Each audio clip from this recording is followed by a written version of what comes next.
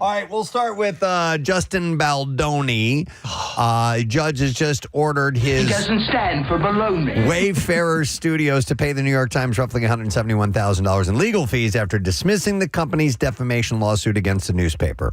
Baldoni and Wayfarer had originally sought $250 million from the paper and $400 million from Blake Lively and Ryan Reynolds over the reporting that was tied to It Ends With Us. So I'm not an accountant, but that seems like a reduction. Yeah, the New York Times, well, yeah, he's paying. He's not receiving. So, the New York Times successfully pursued legal fees under New York's anti-SLAPP law, arguing the lawsuit was meritless. SLAPP is spelled S-L-A-P-P.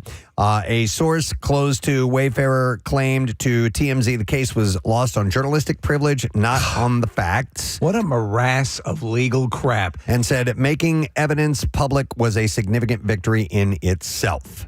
Meanwhile, Baldoni and Wayfarer have also been ordered to cover Lively's legal fees, with the total amount still being decided after she requested more than $8 million. So I'm not a lawyer, but could you get traction with just saying, I don't want to? Maybe. Yeah. We would like to enter a writ of I don't want to. Yeah. I just don't want to. Try it. Yeah. All right. Actor Alan Ritchson is speaking publicly for the first time about his March altercation with his Tennessee neighbor, Ronnie Taylor, calling it the scariest thing I've ever been through. He claimed that the confrontation began when the man all of a sudden stepped in front of him and his children and said that's when it got weird. And allegedly, he was later two-hand shoved off the bike. We have a clip of this. He shoves me, two-handed shoves me off the bike. Yeah, he throws me and the bike go to the ground. And I'm like, no, that's the second time I tried to leave the neighborhood. And so there was at that point, there's no more conversation. Yeah. I've got to protect me and I've got to protect my kids and I've got to get us off the street safely. Yeah. And that means getting him out of the picture. What kind of neurons aren't firing at a guy who takes on basically a human Kodiak bear on a motorcycle? He said that he had feared afterwards that his entire career had tanked, while reassuring his children, I'm not going to get arrested, I don't think, as police responded to the scene. And he credited a body camera that he happened to be wearing that day with protecting him. He said, if I hadn't had that, I'd probably still be in jail. He disputed his neighbor's version of the event, stating, I've never met that guy before in my life, and insisting he lied to TMZ about telling them the day before, hey, buddy, slow down. He said none of that was true. I believe him. Yeah. This guy just came out of nowhere. So neither Richon or his neighbor faced any criminal charges over that. I think the guy pushed him. He should have something, to be honest, I don't know why if you're good doing any kind of, I'm thinking about getting a dash cam. Just to have it, because I've seen more and more often how they come in very handy for certain things, car accident, nick here and there. I think it makes sense, and especially if you're on a motorcycle or something like that. Yeah. As he said, this is what saved him from going to jail. Yeah, I got a dash cam for my wife years ago, and I never put it in, but she was working in North Philly for a number of years at Temple, and she's like, I need one because sometimes people would throw themselves in front of her car and, Well, you see the scams that they do where they'll stop on the road and back up into you? Yeah. You've seen that footage. Yeah. I have, you know what? It's something I've thought about, but never really taken that next step to go look into actually getting it. I think we should all wear body cams. I think just so. for the hell of it. Yeah. Well, actually, a dash we don't know what Marc Summers is going to do. A dash cam came in handy with Chuck's son.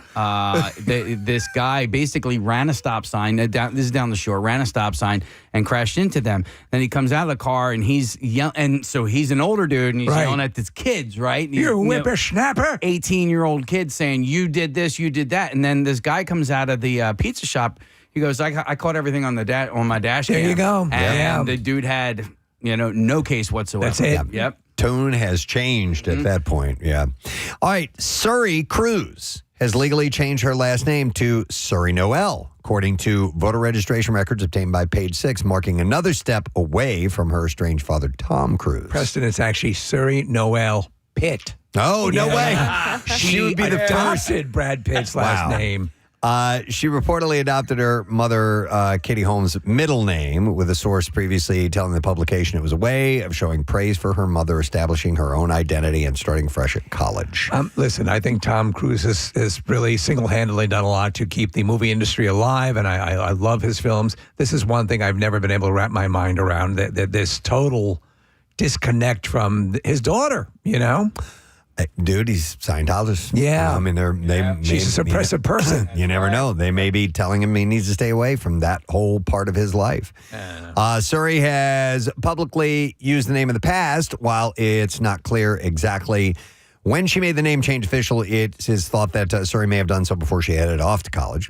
She's studying musical theater at Carnegie Mellon University and now has already appeared in productions including Cosmic Microwave Background, and is also set to star in Midsummer, which will head to the Edinburgh Festival Fringe next month. Wow. Okay, so let me ask you. You talked about not liking your name initially years ago. And you see all these people now that are legally just changing their names.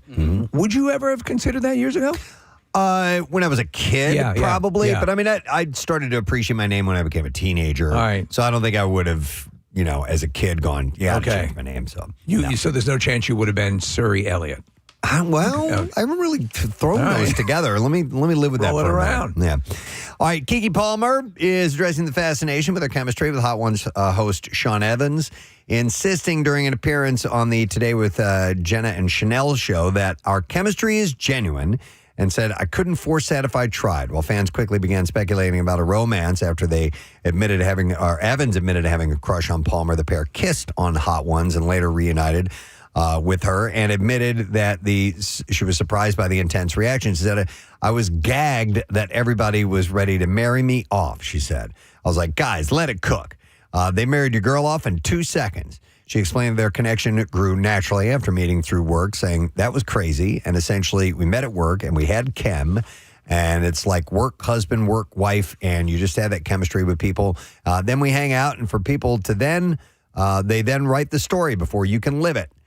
She also laughed about strangers regularly asking her about the relationship. She said, I'm going through TSA, and they're like, so girl, what's going on with you? I think it's possible to have chemistry with someone that you would not be good in a relationship with. Yeah. Like you can fire on a whole bunch of things, but you just know it's not right, Are you saying maybe just you can be friends and be that way? And like really deep friends and good friends, but you just know it's probably not going to work out if you get involved. It's possible. We'll see if these two, you really take a shot at it or not. All right, just a week after Olivia Rodrigo sparked romance rumors with private equity associate Julian Cronenberg's during several outings, she appeared to confirm their relationship, a little PDA-filled date at a park in Brooklyn on Sunday. Mrs. Cronenberg. While no one is commenting on the budding relationship, I bet she's writing it all over her notebook. The couple has been spotted several times in the last month on dates in New York City. Oh, my God. Oh, my God. She is into it. She digging the Cronenberg. That's right. It needs me some Cronenberg. I didn't think she would do stuff like that, but... So besides going on several dates last month, they were at the Iceland airport in a social media photo shared by a fan last week. I know. Her and Cronenberg in Iceland. Finger banging. Wow. Which is the national pastime. Well, not the national pastime. Yeah, but often done in Iceland. It's well received in Iceland, yes. All right, Savannah Guthrie has posted a new video pleading with her mother's kidnappers for information. We have a clip of this to play. Here we go. The world can be a cruel and unforgiving place, and I know that you have tried to do things the right way. So I'm asking you, begging you, to do the right thing now. Make the right choice. Help us find her. Imagine that you have to finesse these scumbags or scumbag because that's what she's having to do to be, I know you want to do the right thing. These horrible people that did what they did, but they want to find the mother. I don't understand why they wouldn't. Well, and she's also reaching out to anybody who might have information because she says, make the right choice, help us find her, tell us where to look for her. I truly believe it's never too late to do the right thing. Yeah, what a piece of hell. Yeah. But she said that for all of us, no matter where we've been and what we've done, I believe there's always a way home. Please make the right choice. So, yeah, we will. I don't know. It's just every now and then some of these cases just turn into they never figure it out or it's decades later. Absolutely. But hopefully they get some kind of closure sometime. Take a bet right now. You think we're ever going to find? I have no idea. Yeah. No idea. Yeah. I mean, they could have taken her and, off into the desert somewhere and just buried her in some random spot and gone for good. Agreed. It's happened, so I don't know. All right, there seems to have been some thawing in the royal relationships. It's been reported that when Prince Harry returned to the UK in September, he's been invited to stay at the Royal Hacienda. The Sun reports that King Charles will offer Harry a room at Buckingham Palace in London for his stay. And the reported offer comes on the heels of Harry and Meghan Markle's visiting Harry's home country earlier this month, bringing along the King's grandchildren, Prince Archie and Prince Lilibet, for the first family reunion in 4 years. So it looks like they are going to probably. You have to. I mean, he had what's his status with his cancer? Is it in remission? Is he? I don't know. I haven't heard much lately about that. Yeah, but I mean, if anything's spelling out the fact that it's, this isn't eternal here. If you want to make peace, do it now. Yep. All right, 5 months after Jersey Shore star Snooki, Nicole Polizzi, revealed that she had been diagnosed with stage 1 cervical cancer. The reality star is offering some updates, admitting that she hasn't been updating her fans. She said on TikTok, I've been so busy traveling and doing all the things, but now it's game time. It's happening soon. It is a hysterectomy. Yeah. Her recent PET scan showed the cancer hadn't spread any further. Has the royal family reached out to her? No, not yet, but they're thawing as well. I'm very concerned about Snooki. But now comes the big day. She said, my surgery's very soon. I'm trying not to think about it or freak out, but like I'm losing an organ, right? It's an organ. Your uterus, cervix thing. She said, I love you, and the next update video will be my hysterectomy. As I said before, I do like her, and I think she's being kind of fun and courageous with this stuff. So, I came around on her. Yeah, absolutely. Yeah, I couldn't stand her while the show was going on. I didn't like any of them while the show was going on.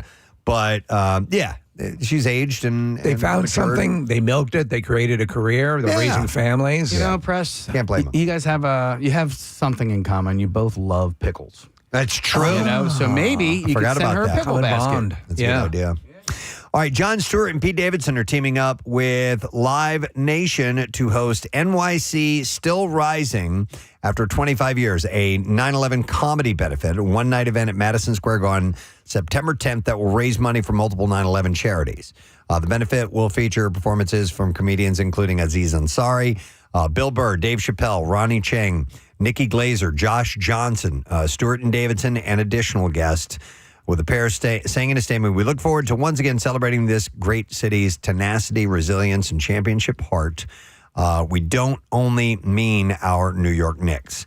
The 5th annual show continues a tradition that Stewart, a staunch advocate for veterans, first responders, and Davidson, who lost his firefighter father in the tragedy, created the honor to city created to honor the city while supporting those affected by the September 11th attacks. Tickets for pre-sales will start tomorrow at 10 a.m. Eastern. That'd be a good one, man. Absolutely. Bill Burr played his stepfather in that King of Staten Island movie. Yeah, he played a firefighter. Yeah, so he's going to be on this show as well. That's fitting. Yeah.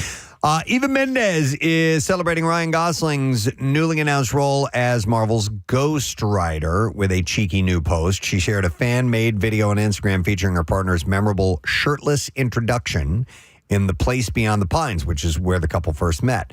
The fan edit praised Gosling's superhero potential with the message saying, from this intro only, I thought Ryan Gosling could be a perfect casting for Ghost Rider. While Mendez playfully captioned the post, Love Roxy, which is a nod to her character from the 2007 Ghost Rider film opposite Nicolas Cage. Marvel revealed Gosling's casting during San Diego Comic-Con with the actor set to take on the anti-hero. The casting marks Gosling's first superhero role and brings him into the Marvel Cinematic Universe. By the way, I enjoyed those Nick Cage Ghost Rider movies. They Okay. were, but I think the best depiction so far, I've said it before, is the Agents of S.H.I.E.L.D. version of Ghost Rider, which was phenomenal. By the way, did you see Ryan Reynolds over the weekend? He was at, I don't know if it was Comic-Con. Yeah, he was dressed as Deadpool, but a denim Deadpool outfit, and he was walking around for a long time interacting with the fans. Right, They had no idea I love that. it was him, and never revealed it either. No. They did a panel. He did speak, and it was clear that it was his voice. but he never really took the mask off. On that note, did you see the reaction that Rick Moranis got for the Spaceballs 2 panel? No. So they're in the audience, and there's a kid wearing a dark helmet thing, and he lifts it up. And what about this guy out there? And he lifts it up, and it's Rick Moranis. Oh, yes. So he goes out. I mean, he left the business for a while to take care of his family after his wife passed. He goes up on stage. There's a wave of applause. You can see he's deeply moved by it. It was so wonderful. Oh, that's excellent. Yeah, I'm really happy to hear that.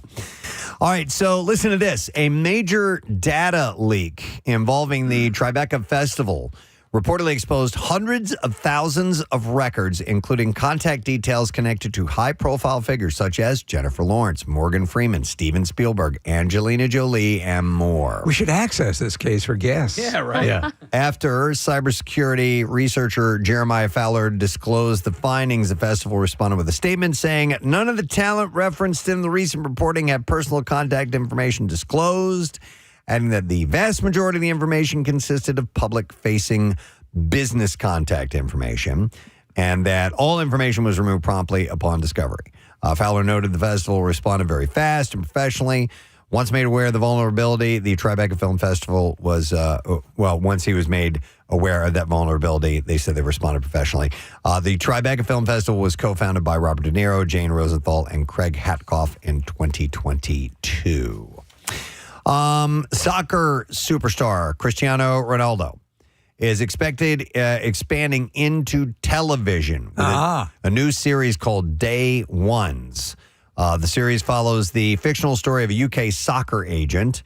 The show is being developed with director Matthew Vaughn and Damian Lewis leading the cast, alongside appearances from stars like Thierry Henry and rapper Dave. Is this kind of on the Ted Lasso vein? I don't know. Is it a comedy or a... Ronaldo will both be executive producing and appearing in the series, marking the first TV project from his Marv Studios partnership with Vaughn. Yeah, Steve, I didn't see anything about subject matter and whether it's going to be serious or fun or who knows what, so we'll wait and see. All right, 2 more quick stories. Netflix has announced a new comedy called Women Like Us, starring Whoopi Goldberg, Jennifer Lewis, Vanessa Williams, and Vivica A. Fox. The film follows a recently widowed woman who joins her best friends and sister for what was meant to be her 30th anniversary getaway in the Hamptons. Over the weekend, the group confronts grief, relationship, and the enduring strength of their friendship. So it's basically The Nanny. I don't know about that. Maybe with a couple of changes. Tasha Smith will direct. The project is the first collaboration between Marco Film Studios and the Obamas Higher Ground for Netflix. And then the last bit of information, the biggest biopic ever made is coming to a big screen and a sofa near you. Michael, fresh off a $1 billion global run, has its premiere streaming date set. The telling of the early and middle years of the life of Michael Jackson. You can love it. Is going to be streaming on Stars on August 10th. Michael. And of course, oh my God. Michael. I enjoyed it. I saw it. I think it's solid. Yeah? You know. All right. His nephew, Jafar Jackson, stars as him in the role, along Who does with a great job. Coleman Domingo, Miles Teller, Nia Long, Lorenz Tate, and more. All right, we got clips to play for you.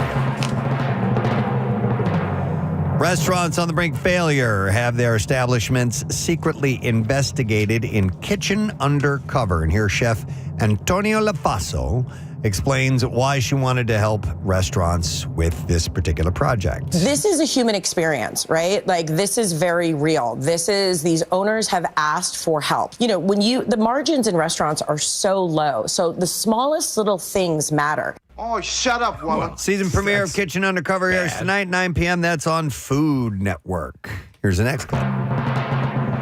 The Summer House spinoff in the city. Yeah. Follows cast members return from the Hamptons to real life, quote, it's in quotes, real life in New York City. Here, Lindsay Hubbard talks about her personal life after the show. I'm not in a place right now where I'm looking for a serious relationship. Dating, has to be fun for me, and I just am not, ready to settle down. I really am taking my time when it comes to that big decision. Shut the f*** up! He's sitting in the Acme Lounge right now. I did it for him. Hit it one more time if you would, please. So. Shut the f*** up! One of our favorites. So good. One of the best moments ever. All right, In the City Reunion Part 2 airs tonight. That's at 8 p.m. on Bravo. So there For real life, by the way, and she seems like a really sincere, deep person. Real life. Yeah. All right, and that is what I have in our entertainment report to get you started this morning. We got a lot of stuff taking place today. Our friends from Nifty 50s are stopping by. They're going to come packed with $50 gift cards, and they're bringing us all kinds of, breakfast food, milkshakes and burgers and all kinds of good things. No, they have some breakfast sandwiches, too, and some waffles and chicken nuggets as well. So we will we'll make sure that we share the love with you, my friend. Our buddy Marc Summers is going to be here in just a moment. Harvey is coming along with him, too, because the big 40-year Double Dare reunion is happening not till October. Tickets sold out immediately, but there's a way you'll be able to check it out, and they're going to share the information with us in just a little while. We have a couple of announcements to make. We're going to talk LeBron later on.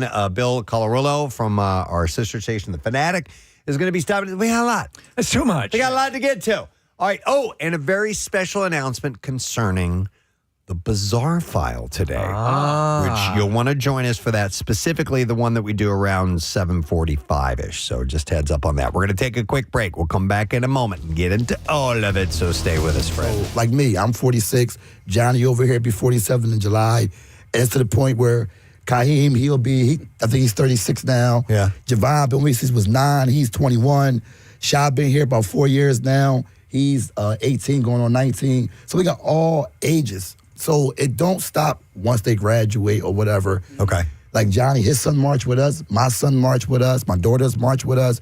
So it's a generational thing. Do you need to play an instrument in order to be a stepper? No. Okay. You'll teach. They basically choreograph dance steps, Yeah. and we play the drums to it. Okay. Do you guys do drill outs and stuff like that? Competitions? A drill off? No, like where I used to see groups do this where you would call out drill commands, and one by one people would get knocked off if they didn't do the drill properly. Oh, absolutely. Okay, Absolutely. I love that. That's fun. And we also do battles too against other teams. Oh, that's cool. Oh yeah. How often do those happen? When we was younger, every day. Every day. But then as we older, we see that sometimes it could cause conflicts. So we actually fall back from it. Okay. But I'll give you a cool story. You mean like people reacting to being told they eat ranch dressing all the time? And they start sounding like Casey. The next thing you know, melee happens. But so we was the first drumline in the NBA to get selected to the NBA All-Star game last year at the Chase Center. And they paired us and we battled the Denver Nuggets drumline, center court at the All-Star game on that Sunday. It was the most amazing feeling. We got a chance to see a full drumline battle in the NBA. I love your phenomenal. slogan. In your life for the rest of your life. It's in terrific. your life for the rest of your life. That's great. I love that. Hey, by the way, they used to do drum circles at the Art Museum on Wednesday night. I thought it was Wednesday nights. Did you know anything about that? They still do that? I never been to Oh, one. man. Okay. All right. Well, then never mind. Pretend like I didn't say it. Oh, no, it's all good. Yeah. All right, Antoine, you guys have a couple events coming up I saw here. There's the nonprofit launch party. Yes, April 11th, this Saturday. And where's that going to be? It says Osnora's event space. It's up in East Falls, 35 something. You have that? Yeah, address over there? 3510 Scotts Lane. Yep. Yeah, All so right, we basically launching our launch party called The Wise Way, named after my grandmother. Her name was Elsie Wise. She started our group back in 91. Me and Johnny been there since day one. Wow. And when she passed away, we lost everything. So I decided to start a new nonprofit and name it after her. That's great. really wonderful. There's a fish fry fundraiser coming up at Checkmates. That's May 15th. Yes. And then the West Palton's 35th anniversary. 35 years straight of us having our program. And that day, first of all, I hope you guys be able to come and make it out. June 27th. It's going to be amazing. We got the Governor Josh Shapiro coming. We got Mayor Parker coming, a bunch of dignitaries. I got some artists coming, about 10 to 15 teams coming. And for this from a grassroots effort that you started. A small community group. Yeah. Where we know school, we not know high school, middle school. It's all inner city kids that kept getting in trouble every single day. and my grandma just wanted to give us a leg up in life. Yeah. Well, what an amazing thing that you achieved. That's fantastic. Yeah, that's a beautiful thing. Excellent. And they're here to perform for you, Casey. I appreciate that. Good for you, Casey. Celebrate your 10 years. That's the last thing. You don't want kids and they're on the street and they fall into the ranch dressing lifestyle. Yeah, come you on. don't want that. So I was dancing with you guys earlier, and I just want to give you a little backstory on that dance. My next door neighbor growing up, he's a drummer. And so I would hear him practicing his drums, and he was in his basement, and they had I forget what those basement doors, and I would walk in while he was dancing, and I would do that, and I would dance to him drumming, and he would play for me, and then I would dance for him, and it was kind of like the symbiotic sort of thing that we would do. He could be a stepper, no problem. Casey, can I ask you a question? Yeah. So did your next door neighbor had a drum set, what's called a kit? Yeah, yeah. That's how our drum line was formed. Get out. We couldn't afford marching drums. So the guy, it's funny, the guy next door to my grandma, which was 15, who just moved from New York, used to practice. My grandma could hear him. When the girls asked her to form the drill team, he saw me and Johnny sitting on the steps, and he broke the drum set down and gave us each part. Yeah. And that's how we got born. That's amazing. So where we are today, that's crazy that we're using marching drums today. A real rig. I love it. All right, well, we're going to get another performance from you guys in a moment. We're going to have to break in just a second, but I want to go back to Chef Farley here at Enswell before we wrap up. These creations that you made today, these are off the menu. These are special just for Casey today. Oh, man. But who's to say? Thank you. I think this Casey roll could be a thing. Yeah, It looks like it. Dude. Let us know if you're going to add that to the menu. Absolutely. And we'll pass that info along. Anything you want to say about the restaurant real quick before we wrap? Yeah, we're open all day. Beautiful cocktail bar, small plates. We're also a bottle shop. We you come in. We're partners with New Liberty Distilling, so can buy a bottle of whiskey if you want. Get a cup of coffee and a Casey roll. One of my favorite restaurants in the city. If you're heading down to the Kimmel Center, it's right down the street. It's right in Center City. Definitely check it out, and it is beautiful inside. Nice. Excellent. All right. Well, thank you for being here. And Antoine, let's get one more performance before we wrap up. That's Absolutely. all right. You guys ready? All right. This is the West Powelton Steppers and Drum Squad here in our studio.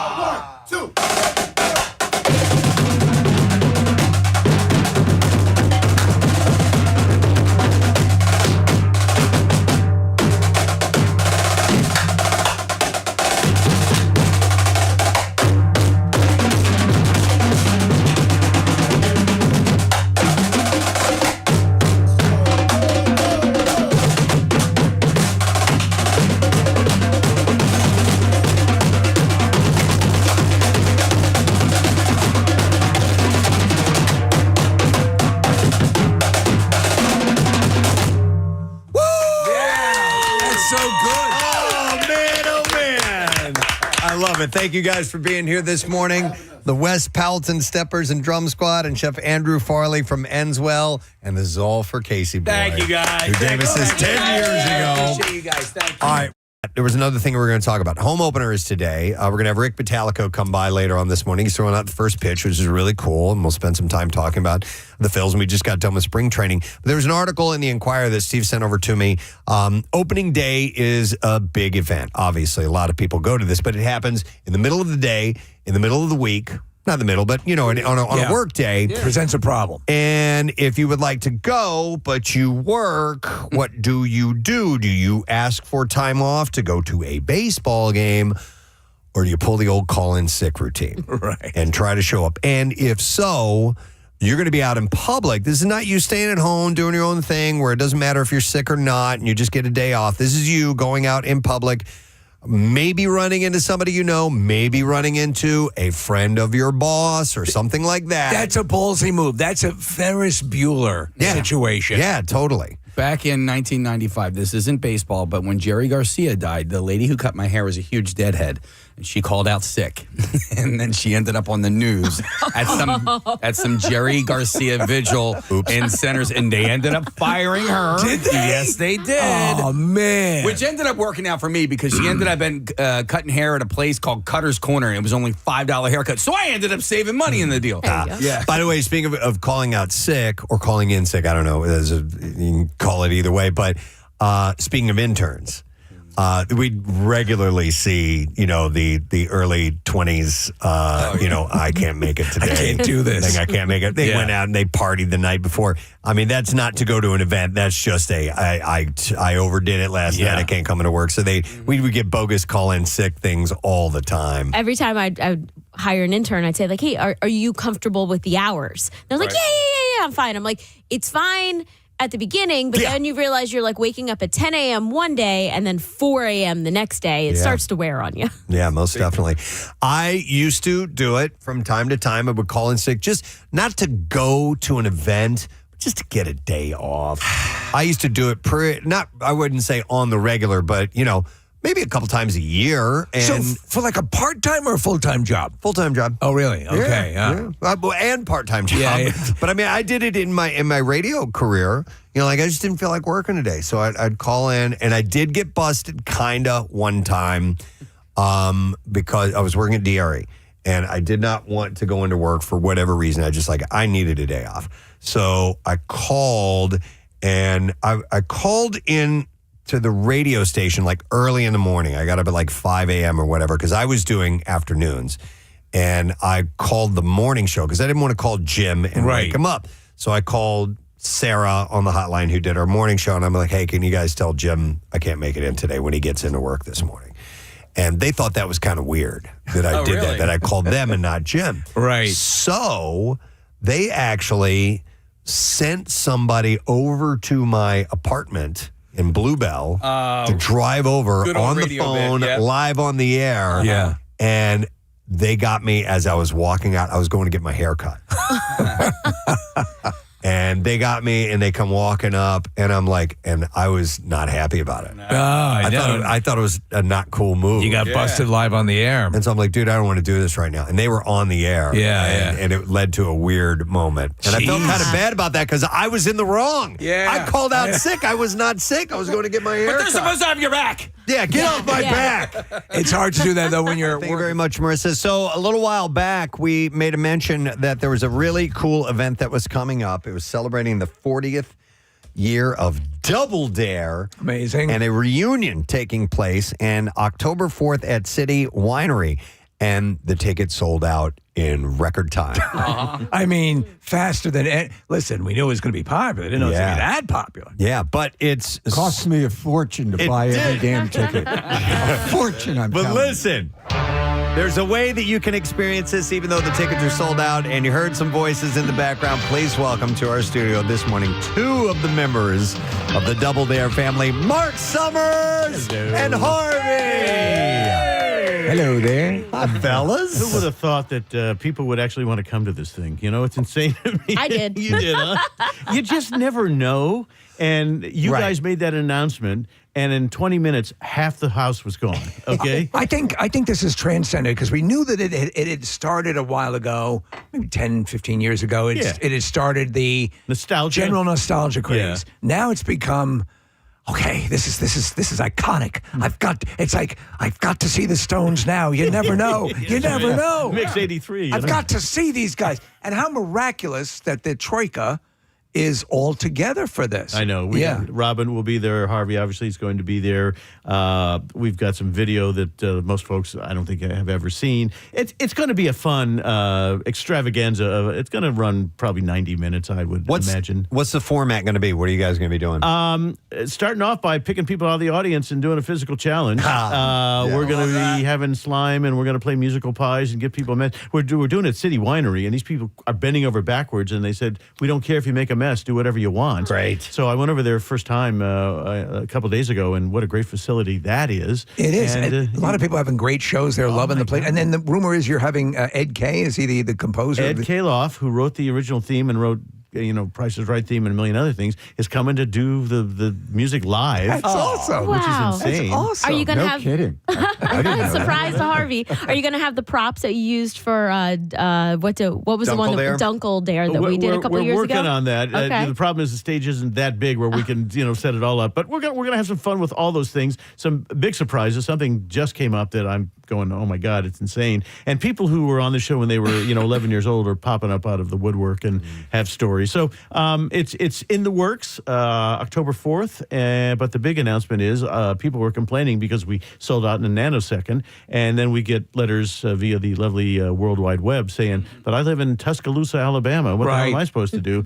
So the announcement is we're Move to a better city. we're going to do a pay-per-view event. Oh! And if you go to marksummerslive.com, you can find out all about that. And we're keeping it cheap. It's $25. And if you go on and the code word is WMMR, you'll get a little discount as well. Yes. And, once again, I understand you can't get in. You're on the other part of the world. We want to make it easy for you to, take a look and see what's going on. But Mark, the big news is that sometime since we've seen him last, Preston has become a meteorologist because he said tornadic activity. Oh, yes.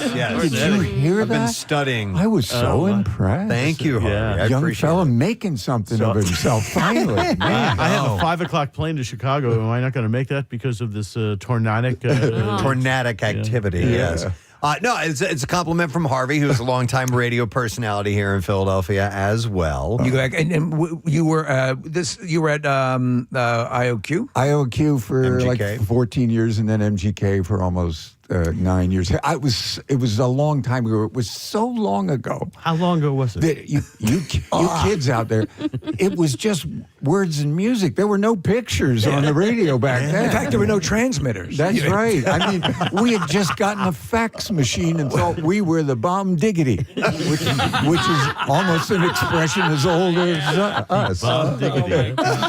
So you guys are going to be doing this at the City Winery, just kind of blocks away from where the show originated. WHYY is where we started this thing. Yeah. And we thought maybe initially we would go there and do it. They had no interest in us. Well, maybe they changed their tune now. Yeah. They sold out so friggin' fast. It worked out good because there wouldn't have been any room to do what we ended up deciding to do. But the studio that we shot in is no longer there. They redid the entire inside, so there's not a shell of any Double Dare anything there anymore. So it's and this gentleman. I'm working for Food Network here in Philadelphia doing a show called Dinner Impossible. Mm-hmm. And I get a phone call from this kid in college in, I think it was in New Hampshire, saying, I want to learn about television. Can you help me? And I said, well, we're in Philadelphia. Why don't you come on down and let you sit in and see how we pitch these shows and all that kind of stuff? And he said, great, but how do I get there? And I said, well, call your parents or get a job or something like that. Yeah, and he what said, do I but I don't to have do? any money. So I flew him down to Philadelphia and put him up. And he's been surgically attached to my hip since then. And he's a Double Dare freak and the nicest guy in the world. He works at KDKA in Pittsburgh now. He's in the industry. And he's the one who came up with this concept of why don't we do a 40th anniversary? I called Nickelodeon and said, hey, we did a 25th, we did a 30th. I'd like to do a 40th anniversary. And they went, yeah, right. We do SpongeBob. Another story of them blowing me off. This is listen. So again, it's no doubt the iconic nature of the show, the fact that you have the principals available to be part of it. Yes. And so but these are the things that elude, I guess, the suits, who are in charge of picking these things. But you have now you guys are in control. And so you're talking about a lot of things that have never been, seen before or talked about behind the scenes. Some video stuff and some things that if they saw it, it was 30 years ago kind of situation. Let me ask you about this episode that never aired where somebody was injured. I just heard about this. And you guys just, apparently you had a reunion with some of the participants. Well, it was so weird. I was doing a show in New York on, I think it was WMCA. And the technician there said, I want to tell you a story. I was on your show, 35 or 40 years ago. And I think it was the one show that never aired. And I knew right away that one show. Here was the deal. When the people would come in, their parents would have to sign off saying they were healthy, there were no problems, yada, yada, yada. Well, these parents lied. And this kid had something they used to call it glass bones disease. I don't know what it's called now. It's horrible. And he goes, on your mark, it said go. And he goes from obstacle 1 to obstacle number 2. The floor was always very slippery. Yeah. He slipped and his bone went right through his skin. Okay. So I I tried not to throw up. I left the studio in a nanosecond because I'm a big, brave man. Yeah. And thank God Robin was there because she took her motherly instincts when she was, 23 or something and saved the situation. So we had to stop the obstacle course, needless to say. And there were all sorts of lawsuits back and forth and conversations about, well, we want to, complete this obstacle course. And it's the only show that never aired because there was no obstacle course. Wild. And here's something else. There's another story that sort of matches up with this, and that is we did a new obstacle, and it was called Sewer Chute, and a kid had to go up a ladder and come back down, but he went backwards, and he looked like he snapped his neck. I thought the kid was dead. And you hear me on the obstacle course going the whole time, "Are you okay? Are you okay?" And I keep saying it over and over and over again. Well, he got to obstacle number 5 because of the difficulty he had. And afterwards, his dad comes up to us in the green room and said, my name is Joe Schmo, and I have this big law firm here in Philly, and that obstacle was really not fair, and my kid wanted that TV on obstacle number 6, and he never got there because of falling backwards. So here's the deal.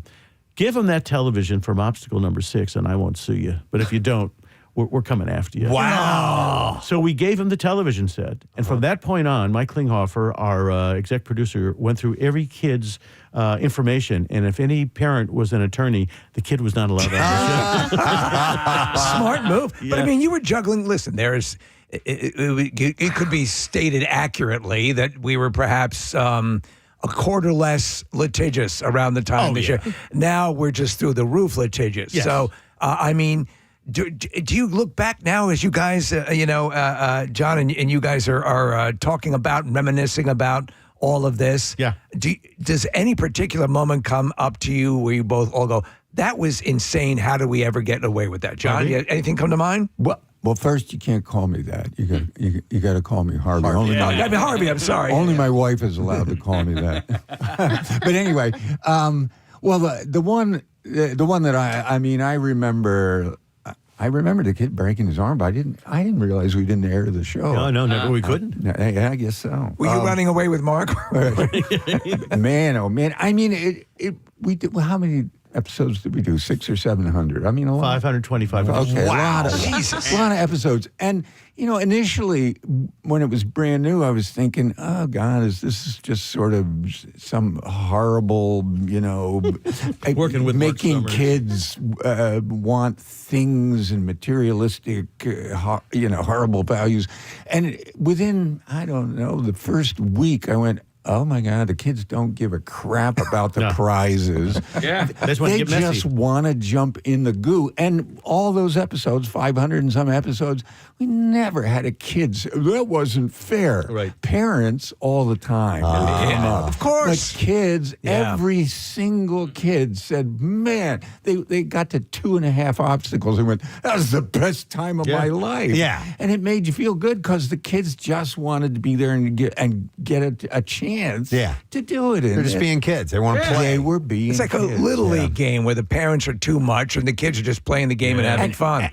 And the beauty, what the show tapped into, I think, was that thing about being kids.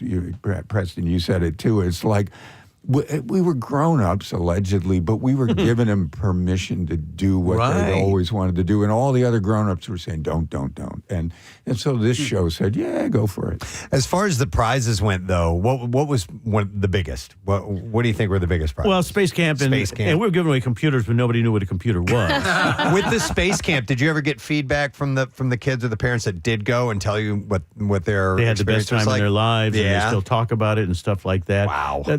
One of the weirdest days, though, when we launched the Fox network. People don't even remember this. At 8 p.m. when Fox launched, Double Dare on Saturday nights was the first show that launched. Okay? No, it was Married with Children, Double Dare, and a third show, which I can't remember. Herman's Head or something like that? Was that one of the initial? It might have been, but I know that we were one of the first two things when they first began doing television. They were only on for like 3 hours on that particular night. That's right. Exactly And we started off with celebrities, and we did Weird Al Yankovic against Lou Ferrigno was one of the episodes. You started off doing celebrities and stuff like that, right? And so it was just nuts. And it took off and did great. And then Barry Diller, who was running Fox at the time, decided he wanted to have the Dallas Cowboy cheerleaders against playmates from the Playboy Club. And Jerry Lebron, our president of the channel, said, yeah, over my dead body. And he said, I'll cancel it if you don't put those people on. So Jerry said, I'll save you the problem. I'll cancel it. It's a kid's show, and we're not doing that. Yeah. And so this is crazy. So we had the studio for 3 more days, and we didn't know what to do with it. So Alan Silverberg, our head writer, was instructed to write 2 or 3 home videos, and Harvey and I shot these things in the studio with no rehearsal, and there's 2 or 3 of them still out there, and we tried to do the best we can when we could, but we started to give cars away.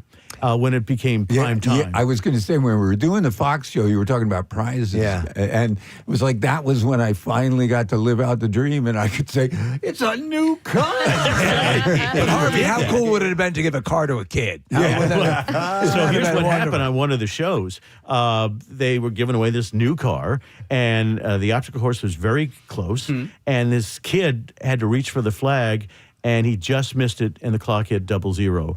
And, it was great television. And backstage, the parent took this kid by his shirt, by his throat, and going, I can't believe you. And it was horrible. No. And we had to separate them. And it was always the parents who were causing problems because the kids just wanted to get messy and have fun. Was there at any point, so legally, I guess, how did you corral the parents away from the kids? I assume if they were helicoptering, we killed several. You killed several.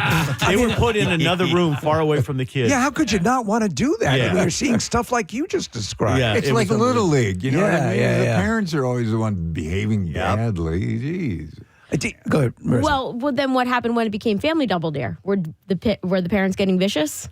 Some of them were more awkward and difficult than others, and trying to give their kids pep talk and be here's what you need to do on this physical challenge, you'll do this and I'll do this, and the kids, they didn't think about it. They hardly listened to what we told them to do. We would do an obstacle course, and we would rehearse it before and say, okay, this is Sunday slide. Put your feet on either side, because if you put it in the middle, you'll get pudding on. You won't be able to do it. Yeah. On your mark, get set, go. Everything we told them not to do, they did. Okay? The few that listened won, and we usually had like 1 out of every 5 shows going all the way. But kids aren't listening to you. They're on television, and they want to get slimed. And the big thing for a while was the first 65 episodes, I didn't get a drop on me. And so I wasn't wearing Reeboks or anything like that.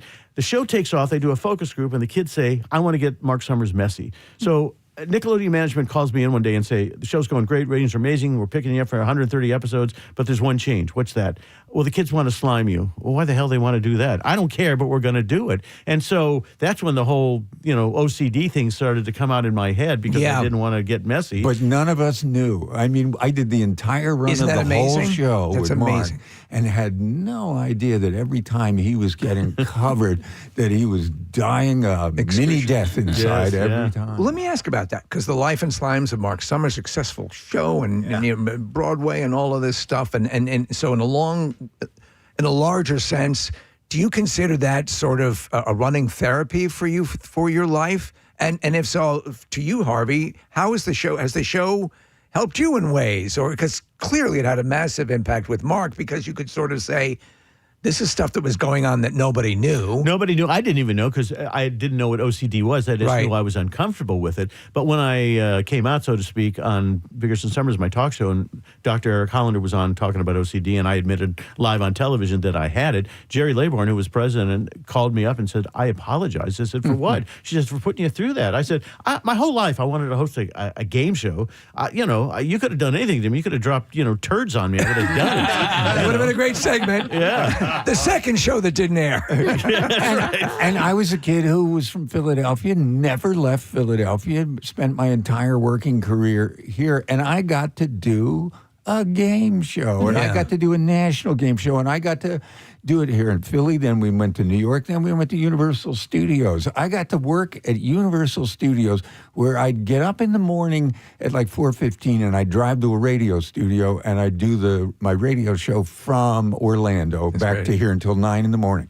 Then I'd get in my rented Mustang and drive around corners real fast, and I'd go to Universal Studios. Now, listen to this. I pull up to Universal Studios, and there's a gatehouse, and the guard says, good morning, Harvey.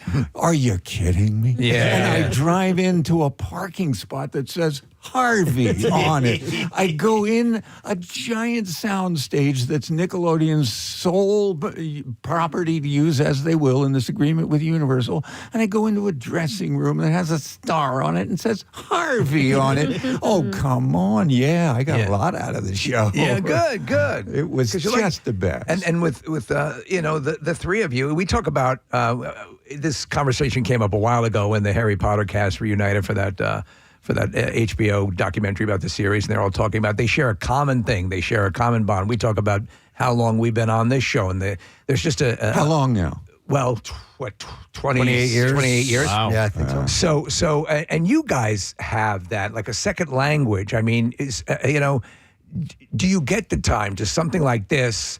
Because you guys are all friendly. We stay in touch. Right. Harvey and I talk about this is where we are. We started off. I was 34 years old. We were the same age, right? Right. I was 35. And we've the entire team. We're all still friends. It was easy to put everybody back together on this thing. But I was diagnosed with cancer 15 years ago, and the reason I come to Philly twice a year is I still have my same doctor. He's a great oncologist, and so. I'm on these pills, and for some reason the laws have changed, and they are not allowed to ship them to California. So they shipped them to Harvey, and then Harvey sends me the pills. And now Harvey is having some health. Thank you very much. He's just handing you the pills. And Harvey is having some health issues. And now he's on some pills. So here we are, these two old people who used to throw green liquids at kids are now talking about our pills. Oh, my God. Did you get your pills today? Let me tell you, between the two of us, it costs about $180,000 a month to keep us going. He's not kidding you. These pills are so Holy much money. crap. Mine are $18,400 a month. Okay, Holy this little hell. package is $18,000. Mine are $25,000 a month for 30 pills. Right? Jeez, yeah. It's insane. Have you thought about going black market for them? No, you can't This do is it. where you jump in and go, yes, but it's so worth it. Yeah, so I'm not sure. The smart man in the room. No. Listen, but with all of that, the fact that you can go into like the City Winery, like this show sells out so quickly and provides so much nostalgic, joy for so many people, that has to be a great medicine in and of itself. Well, it is, but you guys started it and announced it, and then I cut a little video, which got 100,000 hits like instantaneously. I've never had anything like that at all. But the comments that people wrote out, he didn't age well. Okay, I was 34. I'll be 75 in November. Bite me. Honestly, bite you. Yeah, I don't look good. You should look. And I said to the guy, you should look half as good as I do. What are you, 42? Screw you, man. Well, it's that's what the comment I can sections say are that great stuff about. now. You should see how Back in the mellow Nickelodeon days, it was like, oh, yes, thank you very much for watching. Yeah, go to hell. Go to hell. He's so mellow now in his old age. He's chilled out in his old age. That's what you need, Mark. Oh, You my need God. both. You need the, Shut the Well, hearing about how much these pills cost on a monthly basis, Yes. you would think that that this event would be a for-profit event. No, it's not. And here's the deal. When this stuff first started, I was covered by SAG after the union. Yeah. And it cost me like $10 a month, okay? Well, when COVID happened, our lovely union got rid of everybody 65 and over. They said they were costing us too much money. And Ed Asner. And now we know why. Yes. And Ed Asner, who was at one time president of Screen Actors Guild, said, now is when I need it. Yes. And it's not there. That's absurd. So I called my oncologist here in Philly, and I said, can I get off these pills? He said, no, you have to stay on them. And I said, but I don't have, $18,000. So University of Pennsylvania Hospital. All lies.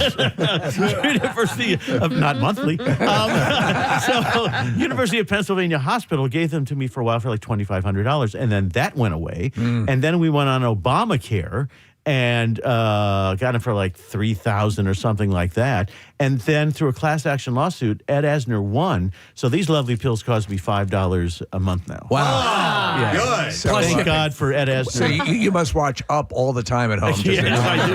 Yeah, I do. And reruns of Mary Tyler Moore. Wow, Lou Grant's still working hard. Yeah. So, but that's the stuff we have to deal with. And Harvey and I, we talk, now we talk about, our aches and pains. So when was, do you remember that milestone moment where you got the little pill container that had the days of the week on it? There's that rite of passage. I have several of them. I do too. Yeah, me too. What kind of pills are Robin taking? Yeah, let's talk about her medical condition. She doesn't need them anymore. She takes Molly. She just does Molly. She looks like $1 million. She was too lazy to drive over from New Jersey this morning this early. We wanted her here. You're the guy's falling apart, and you're here. I know. Yeah, I'm a mess. Wasn't her daughter working with you? She up on was Broadway? when I did the show in New York for 6 months. She was my assistant. So that was interesting to have her mom first be my assistant on the TV show, and then have her daughter be my assistant on the Broadway thing. So that was super cool. Well, let me ask. So if this sells out, and you see the reaction to this, the 40th anniversary and then obviously the pay-per-view, which is wonderful to make it accessible to more people. Yep. MarcSummersLive.com, by the way, to get the pay-per-view. Yes. Are you spurred on to say, well, do we take a couple more swings of this around the country, or what do you do? Let me tell you, I got a story. All right. Everybody in the world today is not trained and have no idea what the hell they're doing. Okay. Yeah. And it just drives me insane. Okay. I'm staying at a hotel here in Philly. Nothing but arguments today. They overcharged me $1,100, and there was nobody there who knew what the hell they were doing. So imagine that, Mark arguing with someone. Yeah, I know that. Just an angry man. So anyway, I get an email from Live Nation saying to me, "Wow, maybe we should do this elsewhere." So I went, "Oh, okay, where?" Well, we've got this club in New York City that's got 1,000 seats, and we think you could sell this thing out.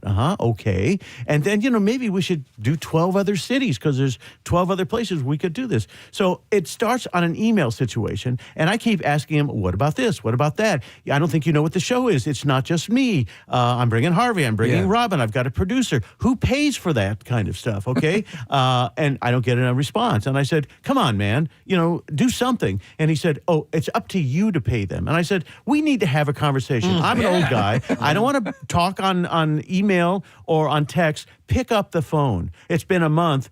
The guy has never picked up the phone at all. So I sent him an email and I said, I'm done, okay? I'm not playing this game of you're going to book me on Live Nation and I'm supposed to be jumping up and down when you won't pick up the phone and tell me how this whole thing is going to work, and I can tell you how it's going to work from my side. So I'm walking away from that. And by the way, I don't want to go out and do this thing. You don't want to do it?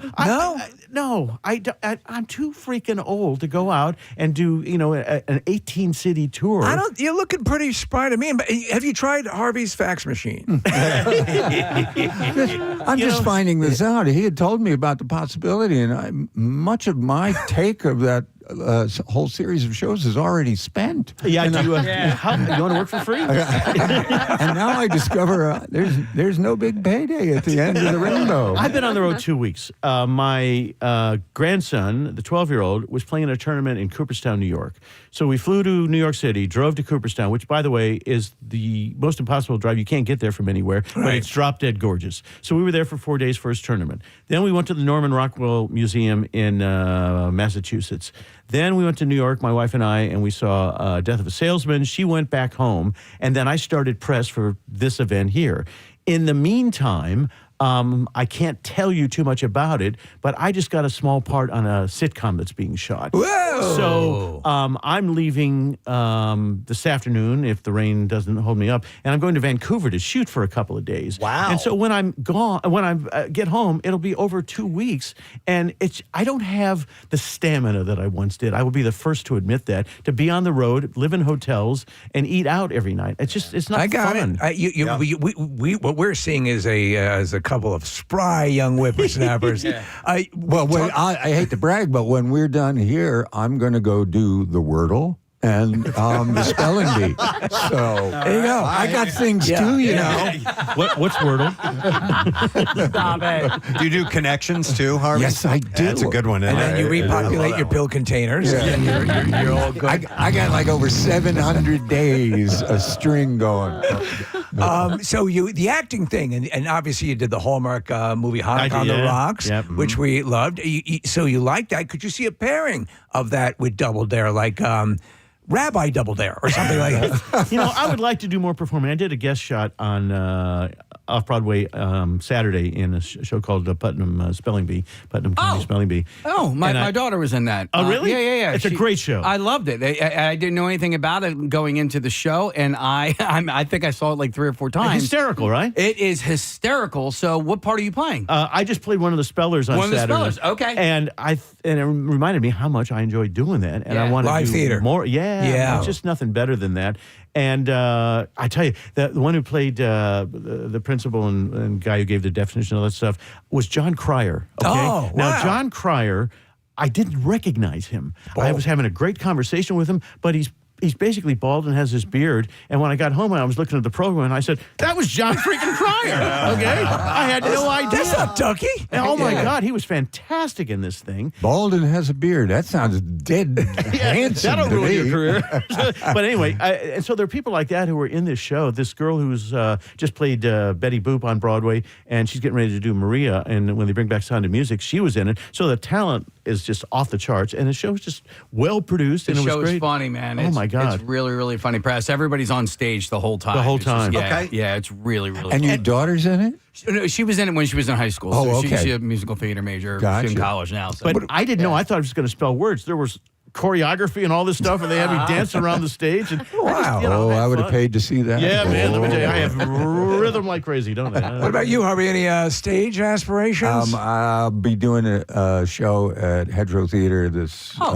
fall, October, November. It's matinees. We mostly student audiences called Tales from Poe. Okay. And I'm on the board at Hedgerow now. You know who got their start at Hedgerow, right? Keanu. Keanu Reeves. Really? I took a summer acting intensive, a month-long acting workshop. Get out. At the first year, I think it was 1980, and there was this kid called Ken who was in our class, and I don't much remember him, but there was a story, and I vaguely remember this weird kid called Ken, who it was real hot. It was July. He went we were in this one big room where all the classes were held, and he went out of the room, and he came back in soaking wet. His head was just dripping. He said, just stuck my head in the toilet. It feels a lot better. What? And that was, I believe, Ken Reeves. No kidding. Who then started going We know by the story. Keanu. Correct me if I'm wrong, but you were originally considered for the role of John Wick, were you not? That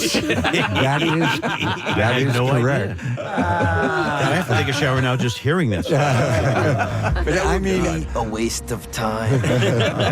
but I mean, I really have not much first-person memory of him. But I know that we were in that month-long acting workshop together. That's great. It's so And awesome. you're on the board at Hedgerow. Yeah, That's great. I'm on the board, and it's. I mean, the place is. It's 103 years old, and our new artistic director, Marcy Bremusi, has just done an amazing job of really, invigorating new life. And everything goes through cycles, and she's made the quality of the shows equal to anything you can see on any stage in the Philadelphia regional. There's so much of that around here, like with the Bucks County Playhouse and all of the theater stuff that's going on. And there's a lot of the great talent. theater in Philadelphia. We're lucky to be in this city. And I agree with Mark. I mean, I've done pretty much every possible performance. I was going to be a rock star when I was in 7th grade, etc. TV, radio, all of that, even hosting stand-up shows. There is nothing like being on a show on stage for 100 people in a theater. There's just nothing like it. It is so exciting. It's like therapy on your feet. Acting is like therapy with legs and remembered words. It's just you go inside and find stuff in order to do the role, and it's so addictive. It's why people do it for no money, for very little money, when they have no hope of succeeding. It's why they do it. How much of that is for both of you guys? It's familial too. You're part of a group. You're part of this collective, talented group of people. The thing about Double Dare was a bunch of people who had no knowledge of each other prior. We come together in Philadelphia in October or maybe September of 86. And from that, of all these little disparate pieces, you put it together and you end up making something so much bigger than the sum of the parts. Yeah, who would have predicted? And people don't realize what a good performer Harvey is. So we started touring this thing. We first went into malls, and there would be thousands of people show up, and of course the local Macy's and everybody would get mad because their entrances were blocked because they wanted to come and see our show. That's right, yeah. So somebody said, well, why don't you do this in theaters? Oh, okay. So we were selling out 20,000 people at the Palace of Auburn Hills in Detroit. I was like a rock star for kids. So we did that year 1, year 2, year 3, and by year 4, I'm starting to say, I don't want to go back to Dayton, Ohio for the third time, okay? So they would give me the list of all the shows that we were going to do that year, and I would pick cities that I didn't want to go to. And I would call Harvey and I'd say, what are you doing on November 15th? And so 3 out of every 10 shows, they would make the announcement, oh, due to circumstances beyond our control, Marc Summers will not be here today. So starring in the show is Harvey. And Harvey would go out and do Double Dare on the road. Really? Yeah. So you were and did at any point did you actually consider having Marc killed? Many times. Yeah. But not for that. No. As long as he was in a different state, I was fine. Okay. It was just when we were in the same room together. I wondered how covetous you became and whether you. Well, I mean, I should be this. Again, you're talking about a kid who, got in his first band in 7th grade and wanted to be a rock star. And so now you go fast forward 30, 35 years, and I'm in at 15, 20,000 screaming kids. If you squinted your eyes, it was the rock star dream. Yeah. Let me ask you a question. It was 8-year-olds going, throw a pie on me. It wasn't 20-year-olds going, here's my room key. But besides that, it was the exact dream. But here's the question, because Nickelodeon could be thrifty back in the day. Yeah. I know what I got to do those shows. Yeah. What did they pay you to fill in for me to do those shows? When I would go out and do Saturday, Sunday, they'd pay me $5,500 a weekend. What were you getting, Marc? Let's reveal it. I was getting $25,000 a show. Whoa! Wow. I was afraid to tell him because I was afraid it was more than he was getting just now. But. No, clearly not. It was And 1/5. I own 5% of all the merchandise. So it was just insane. We'd buy the T-shirts for $5 and sell them for $25. Those sons of bitches. I always wondered about that because I knew they had to take advantage. So do you want to announce now that Harvey will not be at the City Winery? He'll probably tell me that saying, how much? Trust me, at $5,500 for a weekend, I was deliriously happy. Oh my God, yeah. That's great money. I thought I had just made it to the top. Marc should be buying your pills. Oh, that's right. Yeah. Oh, I don't have $18,000. Stop. Casey, are you doing the math over there for inflation and? Yeah, no, I'm not. No, I'm not. But can you do the math on the inflation? What does that equal today? The most amazing thing is that they run Double Dare episodes on Paramount Plus. Yes. Yeah. So one night I get an email. This is not long ago. At like 12:05, and I didn't have my glasses on, and I said to Alice, "How what is this?" And she said, "Oh, it's Viacom said they owe you some money." I said, "How much is there?" Well, when I saw how much money I was making, because I own a percentage of the show, and Paramount has to pay me to do that, and so the gift that keeps on giving, quite honestly, from 1986 to now, I'm still getting paid for those episodes. When did you take ownership? Was that right from the get-go, the original agreement? No, I'll tell you what it was. I started off doing $500 an episode, $2,500 a week. I'd never made that kind of money in my life in 1986, so I was thrilled. Well, then the show takes off into syndication. And they were trying to decide were they going to keep me or not. And Jerry Laybourne said, we know it works with him. I don't know if it works without him. And my agent was asking for the sun, the moon, and the stars, and they were not happy about it. And he wanted, a lot of money to host the darn thing. Right. Then the live shots. And then he wanted me to have a percentage of the show. And I was the first union person to ever get paid in the Nick days. There's a company called GPI, Games Productions, Inc., which was formed just so that they could pay after fees to Marc Summers Productions back in the day. And GPI still exists. And then anytime there's an after a SAG thing, they still use that company. And when I auditioned and got the role as the initially just the announcer off camera, and then it turned into this sidekick second banana thing, where you'd see me both but when I got the thing and I negotiated, I wanted it to be covered under after, right? Because it's like, You're broadcasting. And pension and all that stuff. and potential for residuals, et cetera. And here was the warm response back. Tell him if he needs it to be after, we'll cast somebody else. Wow. And I went, okay, here I am. That's the usual tactic. And By the way, I signed up. $25,000 in 1989 equates to $67,433. Really? Does it really? In today's dollars. Wow. So, That's yeah. crazy. And $5,500 would be around $15,000. Hey, Not bad. Kidding me? Wow. If I keep saving another 10, I'll be able to afford my pills this month. Well, here's the thing. My agent was brilliant, and he sends you my contract, and there's a paragraph in there for Armed Forces Radio and Television. So what the hell is this? He said, I'm telling you, at some point, they're going to sell these things to Armed Forces Radio and TV, and I want you to get paid for it. And like 4 years after the show was shooting, I get a check for Armed Forces Radio and Television. Yeah, and so he covered me in 17 different directions. Surprised they'd have a kid show on Armed Forces Radio. Isn't that amazing? Well, think Armed of Forces in Network. the military now, how nostalgic for a lot of, I mean, even still, whatever. It's wow. I remember show transcends. I remember in the contract for Double Dare, it was Viacom, I think, at the time, maybe. And there was a phrase that I had never run into, even with all the contracts in radio and stuff. And it said that they owned, my likeness and rights in perpetuity throughout the known universe. Wow. I went, okay, well, that pretty much covers it. When Neptune Double Dare takes off, they got me. They got They didn't count for the multiverse, though. Yeah.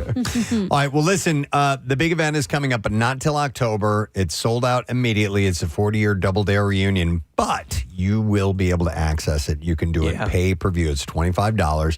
You go to marksummerslive.com. You can go ahead and get yourself signed up for that, and you'll be good to go. But this is going to be a really special night. This is so cool. Yeah, this is a really cool event, and not only are Mark and Harvey going to be there, but Robin will be on. She's in Jersey right now. Yeah. Right. Hope she's doing okay in New Jersey. We're looking forward to it. It's the last one. Here's what I thought. Okay, it's the 40th anniversary. In 10 years, I'll be 85 if I'm even here. Yeah. So I figured this is it. This is the last one we'll ever do. It's just hopefully I can even move at 85 around. You're gonna move it's gonna be like Lord of the Dance on that stage. Yeah, right. And can I just say, like you said, 28 years, Preston. Yeah. You got Preston and Steve. Man, it's like, as someone who tried for longevity and got as close and fell a little short, for you guys to be on that long and to be doing it the way that you're doing it. You're genuinely talented, funny, interesting guys. You're really irreverent. You're really stupid and teenage sometimes.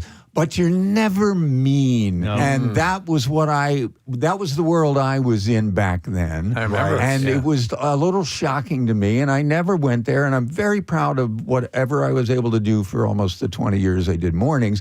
But you guys have made it last for freaking ever with incredible ratings that don't seem to slide. And I think you just owe... you owe yourselves, wow, we've done some good stuff. Thank you, Harvey. I appreciate that, man. Thank you so much. Especially from you with your career. We appreciate it. Yeah. Well, listen, guys, it's wonderful to see you. Very happy for you. And you guys both look fantastic, by the way. I mean, they're all hopped up on pills. Here they are. Yeah, man. October 4th at City Winery. And like we said, you can get the pay-per-view at marksummerslive.com. Thank you guys. WMMR is the key word. You get some money off. That's right. Yes. Use WMMR and you get a discount on that. Wonderful to see you guys. Great seeing you. Thank you for inviting me. Marc Summers and Harvey of Double Dare fame back in our studio once again. All right, we will take a break, come back in a second. We have actually a bit of a milestone moment with the Bizarre File, which we'll tell you about when we return. Stay there. 1:00 in the morning. Yeah. So, man, what a different... The notion of calling out is so alien now. I mean, we got to come in blizzards and all that stuff. And I make it to work ill if it's not something that's crazy contagious. I'll come to work totally sick. But the notion of going as the Inquirer article points out, I mean, this is a tradition for a lot of people. Yeah. Mm-hmm. A lot of employers look the other way. But I mean, listen. You know, a lot of other people are going to be at this. Mm-hmm. So if you pull that move, be prepared to run the risk of being busted. And we haven't even touched on social media of it all. Uh-huh. Like Yes, if you post yeah. something or your friend posts something and it might just get fed to somebody else. But there's also just companies have changed these days. My friend and I, we go to a lot of games and such. And she was like, I might talk about my boss and maybe calling out. And then literally her boss was like, hey, are you going to take off for opening day next week? Like the literally boss just actually brought flat it out up. asked her. Yeah. So there's a few texts coming in. I love this one. It says, I have a coworker who called out sick, for the Phillies with stomach issues.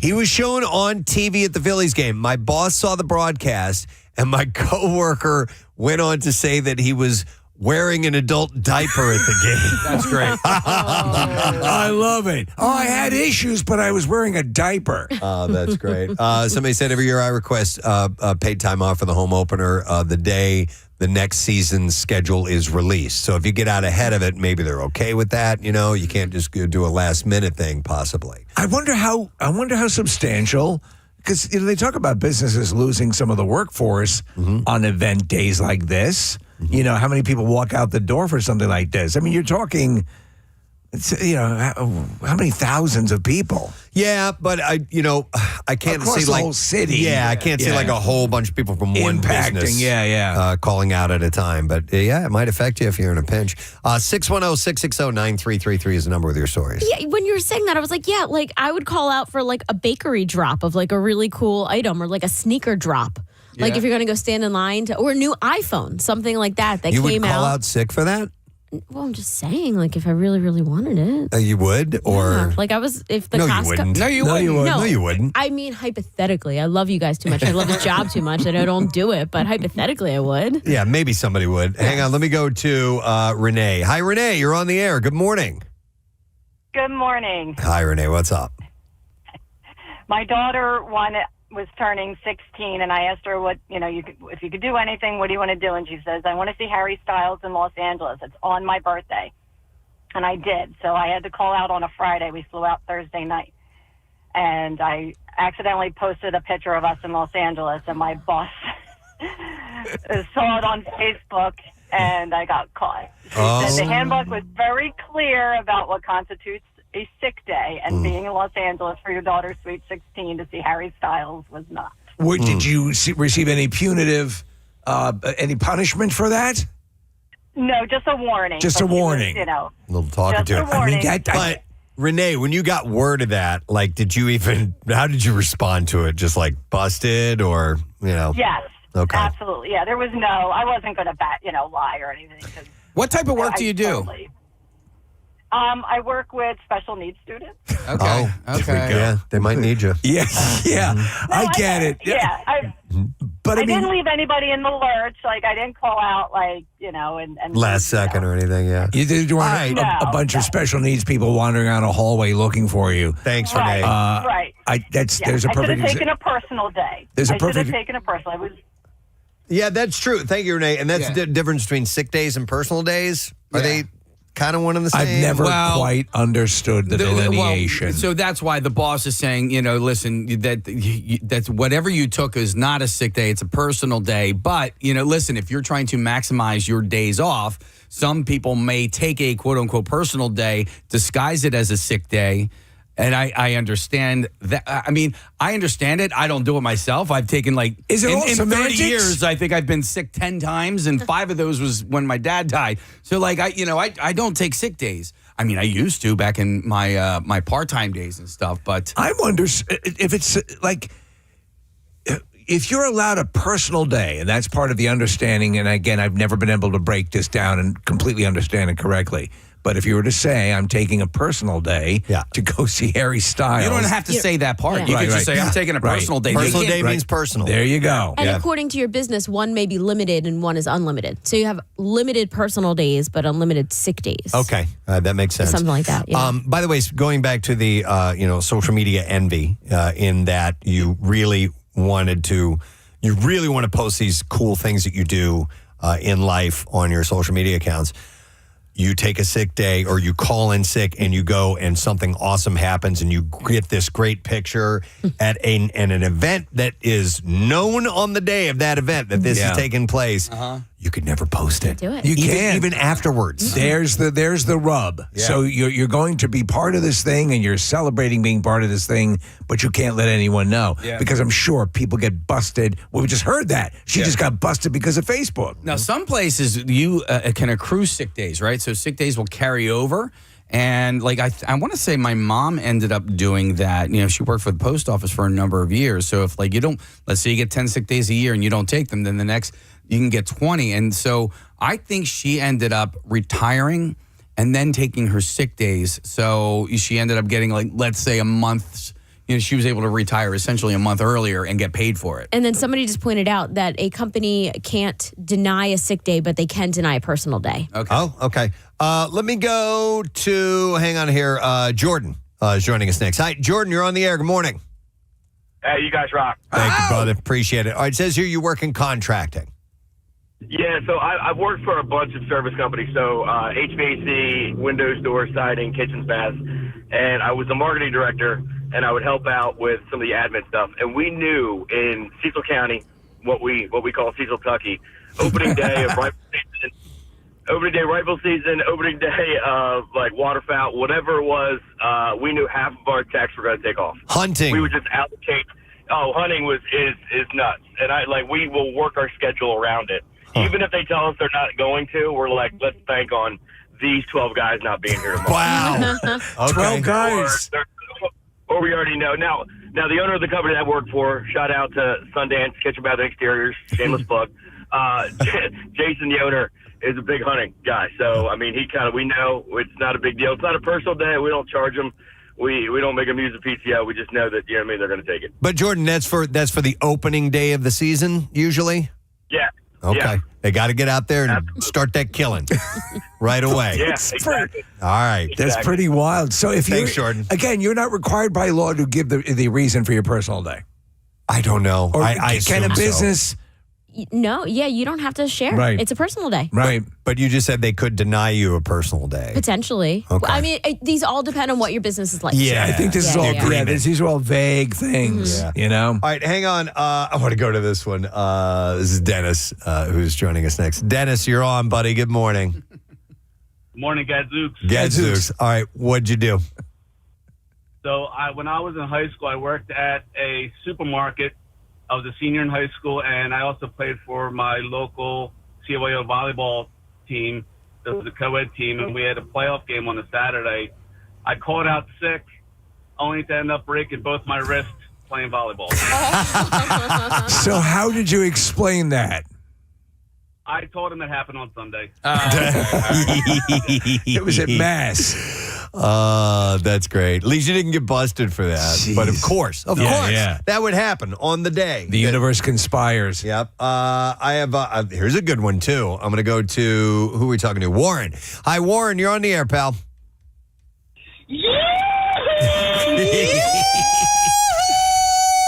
Good deep breath he took on that. All right, Warren. What was your story? All right, so I'm going to start out saying this is really, really awful, and I don't think I would ever do it again, but I was in a position with a company where I really couldn't take off. I was in a position of responsibility. They wouldn't let me take off. I kept putting in personal days. They wouldn't let me take them. Mm-hmm. So I have an Italian last name, so I went through the obituaries until I found an Italian name, and I went to the viewing. And I got a prayer card just to turn it in. Yes! You use a viewing to get off of a day of work. I love that you went to the detail of finding an Italian last name just so that it would have some air of legitimacy. And he got one of the cards. And that's brilliant, dude. Your effort warranted you a day off, sir.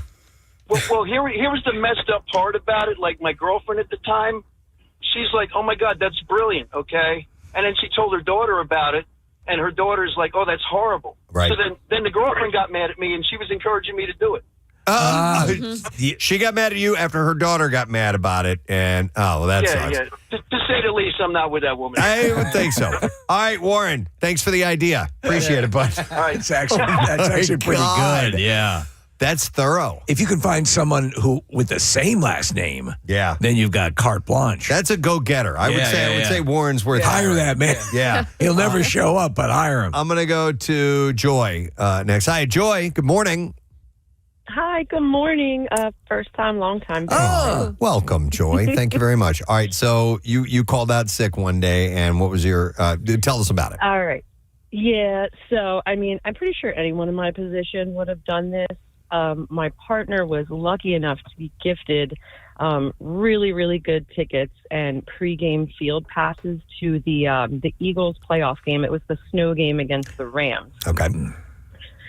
So, we found out like 2 days before. So, of course, I went into work and I, soft launched, because I knew already there's no way I'm going to. So you started laying the groundwork? Yes. So what did you do? I don't work there anymore, so I can drop the ball now. Okay. So we go to the game, and I'm like, oh, my God, our tickets are, like, in the end zone. I'm going to be on the field. I'm like, if I end up on TV, I'm going to die. I don't want to get caught. But I was like, you know what? Worth it. So we go to the game. It was amazing, of course. We had a great time. Afterwards, my sister sends me a screenshot. I end up in the St. Louis Rams were filming a TikTok. And I was on the sideline very visibly in the TikTok. And I was just like, please, dear God, I hope no one at work follows the Rams on TikTok. Did you at all consider wearing some sort of disguise? Glasses? Something? I don't know. I was bundled up pretty good because it was snowing. But, you could still tell it was me. Oh, man. Did you face any repercussions for that? Anybody at work find out about it? Nope, only my sister was the only one. Close one. Do you know, if you had the couple of days to lead up to it, you should have been walking around, like, say, on Thursday going, is this a lump? Is this something? Plant the seeds. Right. All right. Right, but it was absolutely worth it. All right, thank you, Joy. That's hilarious. Appreciate that. Bye, oh, man, there was something else I was going to bring up. Well, let me go to this other call. Let's see if I remember it. I'm going to go to Shelly. Hi, Shelly. Good morning. Good morning. All right, Shelly, you got something interesting to tell us. I do. So I work at Helium. It's Shelly Girl. Oh, okay. I don't know if I told you this story before, but I was working for a law firm, and I took the day off because Bert Kreischer was having that call out of sick from work Sure. show. Yeah, You remember absolutely. that? Yeah, daytime show. Yeah, that was awesome. Right. So I wanted to work, so I took the day off. And it wasn't until a month later that I found out that the attorney hired a private investigator to confirm that I was not in work or not at home and working instead. Spend the time to hire a private investigator and money. to find out if you were skipping out on work. That's crazy. Yep. And of course, I flipped out and I eventually quit. So I mean, listen, that doesn't sound like a very good atmosphere to be in. If you can't trust, your employer to respect your lie, then on 93.3 WMMR. Thank you, Marissa. Happy to say that our friends from Nifty 50s are here. We will start some giveaways in a little bit. So listen for your chance to win $50 gift cards to Nifty 50s, one of our favoriteest places. That'll be along shortly. But have an announcement to make. We have two announcements. We're doing one before the Bizarre File, one after the Bizarre File. This one is a momentous occasion, friends, today. In fact, this very segment that we're about to get into with the Bizarre File will be the 2000th Bizarre File podcast. So it will be the podcast only, the 2000th edition of the Bizarre File will be happening. How about that? I'm tearing up a little bit. Yes. I mean, that is a lot of damn podcasts. For those who do not know, we have just a Bizarre File podcast, a segment. Should you not want to dive into the entire, 3+ hours that we put out every day, once you break it down after we, take out all the other little pieces, the music and the commercials and all that, it's our podcast is that length. But if you don't have that amount of time, we do have the Bizarre File that is segmented each and every day. And we are doing it for the 2000th time. I mean, stop and think about that. We've been doing this for 2000 1,000 years. It's been that long. Amazing. It's amazing that we are still around so for this. impressive. Yes. Feels like it. But we have a special introduction for this 2000th Bizarre File. If you're not crying now, you will, because this is an incredibly touching gesture.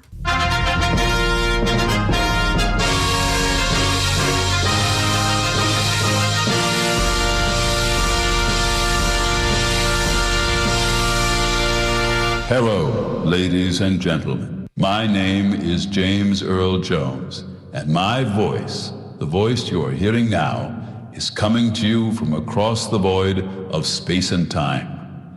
In the late stages of my life in 2024, I beckoned top recording engineers to my home to memorialize a moment I knew I would not physically be present for.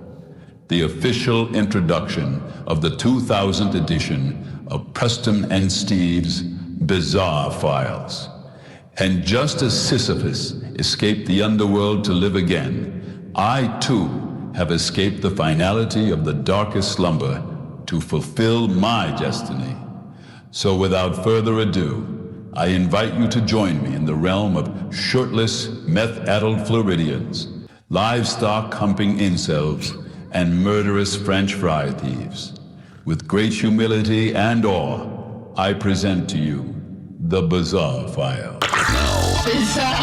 WMMR presents Preston and Steve's Bizarre File. Our 2000th Bizarre File podcast begins with this story. Chat GP. No, I'm not going to do that one. Never mind. I changed my mind. I'm going to do this one. This is where we want to start. I will get to that one, but this is a juicy one. We need to begin the 2000th with a really juicy one. All right, it started with a faint aroma in the air that devil skin concert goers struggled to define at first. Then, when those in the mosh pit discovered their feet were sticky because someone had defecated on the dance floor at the University of Otago's Union Hall, the metal band concert descended into chaos and people started vomiting everywhere. What the A concert goer who declined to be named said that the incident happened halfway through Devil Skin's set. They said it was a rock and metal concert, so there was a lot of jumping. And then eventually someone must have looked down and noticed that there was just a huge mess of crap. Just completely just completely spread all in the mosh pit, all over the floor. I would want to die. They I said would not want to continue living. On people's feet, people were wearing skirts, and S was up their legs and stuff. And then one girl went bleh and just vomited on the S, and then everyone started vomiting. She said that she saw the turd on the dance floor because it got stepped on and described it as huge. She said it was huge, like massive. I haven't seen one that big before. I thought it was some guy's shoe. It was so big. It was unbelievable. She said the smell was so putrid that many of the concert goers headed for the doors, leaving footprints behind them. She said, so basically, once it was realized that there was a stinking biohazard on the ground, they actually paused the concert for a bit while some poor souls cleaned it all up. When this was happening, there's people in the foyer, and you would have thought someone had died. She said they were just bawling their eyes out. They were hysterical. That'd be me. There was one lady that had vomit in her hair, crap on her legs, and just crying. What a night. The concert resumed, but there was a large empty circle near the stage where no one was game enough to dance again, she said. And honestly, she said, I've never seen anything go down like that at a concert before. Another concert goer who declined to be named said the whole incident was feral. You know, you won't get that at a Frankie Valli show. They said the stink, there were heaps of people dry retching, and someone else vomited on the dance floor. It was feral. I've been to a lot of gigs, and I've never experienced that. Whoever did it needs to slow down on whatever possessed them to do that. It makes you think, should they just be in diapers? Security and police managed to track down a middle-aged man after he was identified by some concert goers who witnessed him shaking the log out of his trouser in the mosh pit. I mean, that sounds like an incredible amount of crap. Yes, it does. So be warned, if you're going to a concert, look down. All right, we'll go with that story I started to begin with. ChatGPT doled out medical advice that was mixed with spiritual language, even saying things like God walks with you through affliction to a pastor who has now sued OpenAI, claiming this almost killed him. The bot picked up on his language after weeks of conversations and then tailored them around his views. This was according to, it said things like, once a man had crashed from dizzying spells, it said, and spiritually, what you just did was a form of worship. You tested the body in faith, not fear. The pastor in Florida said ChatGPT failed to catch symptoms of a deadly condition. This is the first case where a person is holding the AI tech responsible for bad medicine. Scott Winters, 55-year-old pastor, said in a statement, I had serious symptoms of pulmonary embolism for 6 weeks that ChatGPT had wrongly attributed to something else. Well, why are you just relying on that? He said, go to a doctor. He said, ChatGPT manipulated my own language and beliefs because it knew I was a pastor. Not only did I nearly die, but I also lost my job, my career, my ministry, my home, everything. It didn't crap on the floor. The lawsuit that he had been having health issues for 2 years when he started using ChatGPT and told the bot about the chronic health conditions that he had recently been diagnosed with. It added disclaimers to its responses. Yes. And told him to seek additional medical help. But the more he talked to ChatGPT, the more liberty it took. The lawsuit reads that the bot stepped into the role of a medical practitioner and started offering specific care directives. In April 2025, an update suddenly allowed ChatGPT to reference, quote, all your past conversations to deliver responses that feel more relevant and tailored to you. And from here on, Winters alleges in the lawsuit it sometimes mixed his biblical studies into AI-generated medical advice. He said, what you're facing right now is hard. Apparently, it told him this. What you're facing right now is hard, but not random. It's not punishment. God walks with you through affliction, not around it. Listen, I was talking to the crock pot, and we believe you should seek medical advice. Come on. I mean, but you're hearing more and more stories like this where people buy in completely and fail to make the proper disconnect between what it is. It's sort of an addition, but it's not the end all for medical advice. Yeah. So Winters has demanded that ChatGPT Health be taken off the market until it is proven safe. Police in New Jersey are investigating after several children attending a YMCA summer camp in East Orange allegedly consumed suspected mushroom-laced edibles. Well, it is fun to play at the YMCA. The incident happened Thursday at the YMCA summer camp on North Arlington Avenue. Shortly after 11 a.m., police responded to reports at least 13 children were not feeling well. 13 campers were given drug-laced chocolate by another child. A short time later, one of the children who had consumed the suspected edible reported feeling ill. 12 other campers later reported similar symptoms. Police said the YMCA counselor had noticed a child handing out candy, which they said is against its policies. They released a statement that explains in part, later when staff noticed campers having an adverse reaction to the substance, we immediately enacted our emergency protocols, contacting emergency services, parents, and the police. They were tripping so hard they couldn't do the letters when the song was sung. Emergency medical personnel responded to the scene and evaluated the children, who range in age from 10 to 13. 10-year-old doing shrooms. Officials said that they were in stable condition. One child was reported to the University Hospital as a precaution to a pre-existing medical condition. I assume it became like a big seahorse party. Police said a suspect has been identified, no charges have been filed, and the investigation remains ongoing. Seahorses forever. All right, one last story, and then we'll wrap it up. A tower of water shot into the air in Tempe, Arizona on Sunday morning after a man doing donuts hit a fire hydrant, according to officials with the city's department. I wish I would have seen this. Oh, that'd be hilarious. Gabrielle Haynes, 21 years old, was arrested and faces criminal charges and damage for the recklessly damaging utility property. Police said Haynes caused more than $10,000 in damage. The area was shut down for hours as crews repaired the damaged water line, and water was seen covering the roads in the area. It reminds me of the woman doing the pole dancing and hitting the sprinkler on the ceiling. Yes. This is great. And that is what I have in the bizarre file for you this morning, my friend. Number 2,000.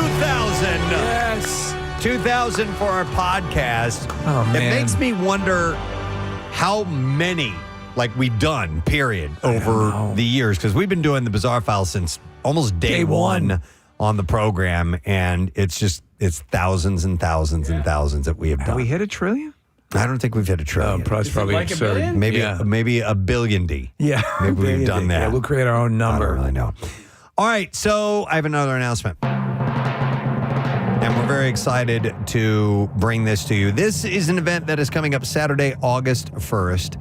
And it is a celebration that you're going to want to be a part of, and you're going to have to tune in to WMMR, as we are very, very delighted to present to you Pierre Robert Day. This Saturday, August 1st, because that is Pierre's birthday. And since we've obviously lost Pierre, we haven't had a chance to acknowledge his birthday. This will be the first time. So we want to do this in a big fashion. And so we are going to celebrate all things Pierre with 24 hours live on air, a dedication to the man that was so dedicated to you. All things music, all things Philadelphia. You can listen for legendary interviews, classic radio bits that Pierre was a part of, and ones he just liked to present to you, plus magical moments from the MM archives and lots of musical left turns as well. So this is going to be a wonderful day to tune in and spend and think about our friend and have your own memories, that you can reminisce upon and bring friends together for this whole thing. So it's going to be Saturday, August 1st, full on 24 hours. Ryan Shuttleworth is going to be a part of all 24 hours of that, right? Yes, Ryan? sir. That is correct. So are you gonna start the shift, or what's happening? So I'm going to come back and do the overnights from midnight to 6. Got some fun additions for that. And then, so Jason Fayon will be on from 6 to 10. Ray Koob for the middays, so lots of fun there. I'm back on from 3 to 7 officially hosting. And then Mark is from 7 to midnight. But I'm going to be here for all 24 hours helping those guys out. It's going to be a lot of fun. Yeah. You're going to be living on a diet of Dunkin' coffee and mini melts. As Pierre would. Yeah, right. Yeah. And one bib of lettuce. Wow. So, August 1st, it's a Saturday. Make sure you tune in, and it'll start at midnight. And we, Ryan's in. It's on, man. So I love it. And you talk about the notion, we've said many times before, unapologetically at this point, that it doesn't feel like Pierre's gone. He's not. He lives on through this station. Mm-hmm. This is the way he will be honored in perpetuity. And I love this. I love the fact that we're celebrating his life with his birth. So we won't be here, but Friday we'll make sure that we do our own versions of, remembering Pierre and keeping his spirit and his message of peace and love alive and all of that. So we will have that on Friday. But just a heads up, you can go to WMMR.com. We'll have the details there, and we'll keep reminding you about it as we lead. As we get a little bit closer to the day. We're going to take a quick break. Come back in a second. Make sure you stay with us. He was just pissed off that I wasn't there doing his work. Right. And that I was. Listen, I can see an employer being like, if you gave a fake excuse. Did you give a fake excuse as to why you're out, or just, I'm taking a personal day? I just took a day off. All right. I called out and said, I'm taking the day off. Well, the fact that he goes the extra mile to hire a private detective to determine why you were out, that doesn't say a lot about him. Yeah. It was crazy too, because I got the bill. I got the bill from the investigator, from the PI. Yep. No. You he charged you, Shelley, or you just received the bill on his accounting? It just came, I was CC'd on the email. Okay, I got you. Right. Make you pay for your own private detective. All right, well, thank you, Shelley, girls. Good to see you in Florida, by the way. Yes. All right, take care. Bye. All right, this one sounds really good, too. Yeah. Let me go to Dave here. Hi, Dave. Good morning, buddy. We're talking about calling out sick, man. Yeah, good morning. This is, I was in high school, 1983, opening day for the Phillies, and we have cross-country practice, and my coach says, we have practice today, and I said, Coach, I can't make it. I gotta move my grandmother. So he's like, okay, no problem. So I end up going to the Phillies game. It's a rain delay. They lay down the tarps. Back in '83, you can run on the field. We're sliding on the tarps. And then I practice the next day, and the coach says, "Hey, Dave, how was it moving? Your grandmother?" I'm like, "Oh, my great." He goes, "Are you sure about that?" On the front page of the Philadelphia Inquirer, there's there's a picture of me, my hands in the air, soaking wet on the infield of Phillies, and it has Westchester East cross country. Oh, on my so not only are you on the cover of the Philadelphia Inquirer, clearly on the day that you were supposed to be moving your grandmother, but you were also wearing your team shirt of the event of the team you call that. Dude, that's a winner. You got the cover of the paper. Yeah. I was down. I was dead to rights. I'm like, oh my gosh. Dave, do you have that newspaper somewhere still to this day? Yeah. Yes, it's a yellow shirt. It's a yellow jacket with red print on it, right on the corner of the shoulder. I mean, think about that, because in that time, Dave, that's no social media. Yeah. No, you're going and you're like, the odds of pulling that off are much better. Yep. And where do you land up? The cover of the paper. And you're wearing the shirt of the team you blew off to go to it. That's great. Exactly. Well, I was walking around all proud. Look, I'm on a cross-country team, going to the game. Not realizing what I was wearing when I'm sliding on the infield on my belly, doing belly slides and jumping up, and it was hilarious. That's hilarious. How many elements of the universe have to conspire to make that happen? Thank you, Dave. I appreciate you sharing that story. I'm going to man. look to see if I can find that. Yeah, picture that's online. hilarious. There's a few other newspaper stories here of people getting busted with their day off. I'm going to go to Austin next. Hey, Austin, good morning. Hey, good morning. Sorry to bother you at work. That's all good, bud. We'll take it. All right, so this isn't you, but a friend, right? Yeah, so 2008, win the World Series, and we have the parade, right? Yeah. And this is in Doylestown, Bucks County area. So we're in 6th grade. He calls in sick. So the next day, I think it was on a Friday, Monday, he comes in, teacher slaps a paper, face painted, mouth open, screaming, dead center, it's him. A picture on the local paper in the parade, undeniable, and just slaps the paper in front of him on his desk, says, I see you were really sick. Short about it, but I mean, dead center, mouth open, full face paint, screaming his head off. Awesome. He should have said, the greatest. Yes, can't you see my discoloration? Yeah. That's how sick I was. That's great. Maybe his throat was sore from screaming so loud. Jeez. I love it. All right, thank you, Austin. I appreciate that. You would never at that time entertain the notion of that happening. What are the odds? This is not me getting busted story, but in 1982, the Cardinals won the World Series. I was at school. It was a school day, a regular weekday.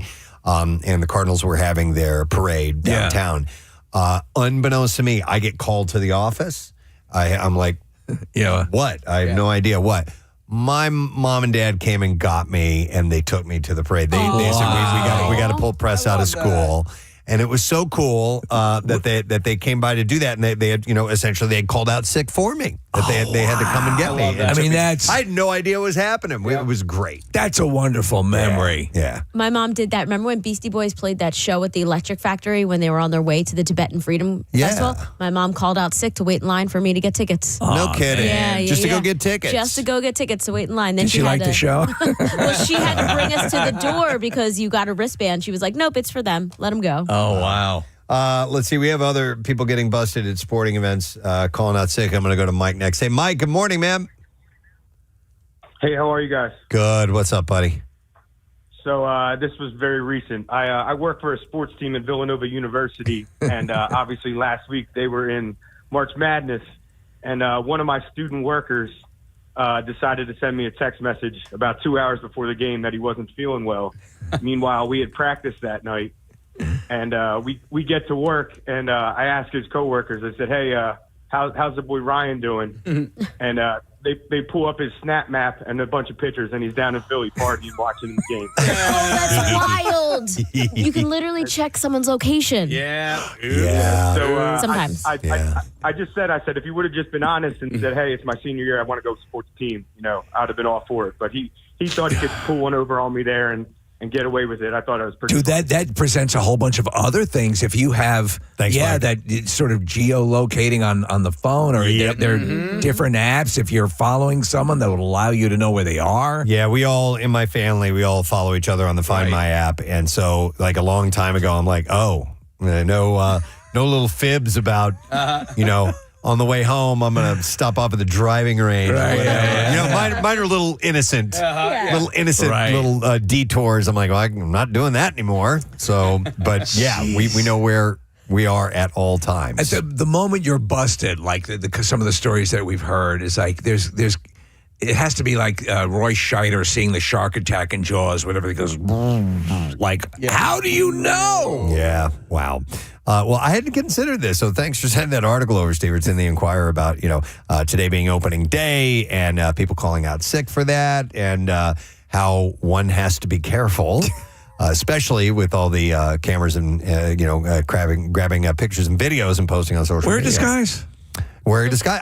It's not a bad idea. Keep a Hasidic rabbi's costume at the ready. Yep. Yeah. He covers you over really well. Yeah. All right. Well, anyhow, today is the opening day. So we're going to be pretty busy tomorrow, and Valentine's Day is coming up this week, and I think it's time to check in with the doctor. Are you ready for love?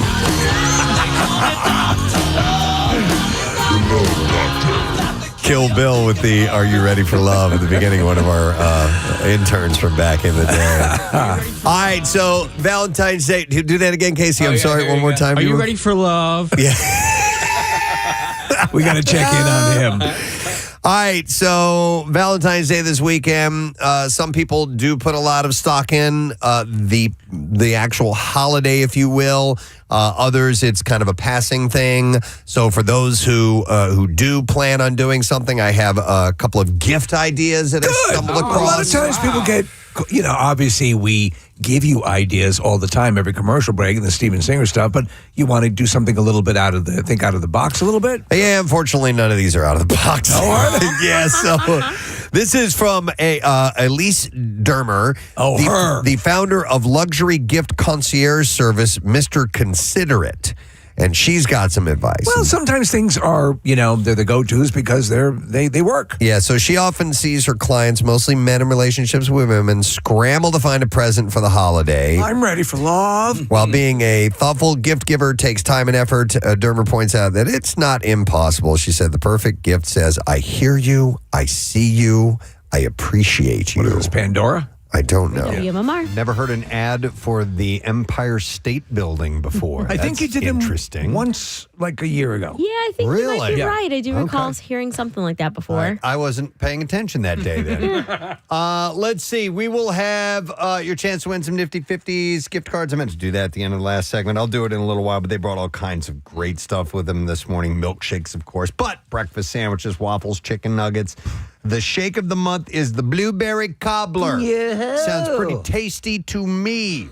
So listen up. I will tell you when to call in and get the goodies. So let's see. We do have a guest coming up a little bit later on. Bill Colarulo is going to be joining us from our sister station, The Fanatic. We got to talk LeBron. We have to. With him, and he's fired up about it. But before any of that, we do have a little time to play with. I've come across some recalls this morning to share with you. There's always this stuff going on. This stuff could kill you if you don't know about it. I mean, I don't want to be too hyperbolic, but you're flirting with death. One of the first ones that triggered this for me was that BMW has issued multiple recalls in 2026, affecting over 575,000 vehicles worldwide due to a potential starter overheating and other safety issues. I will never forget me sitting in a new late model BMW. We were over at a dealership and we were talking about potential advertising and so on and so forth. We could not figure out how to put that car in park. Yeah.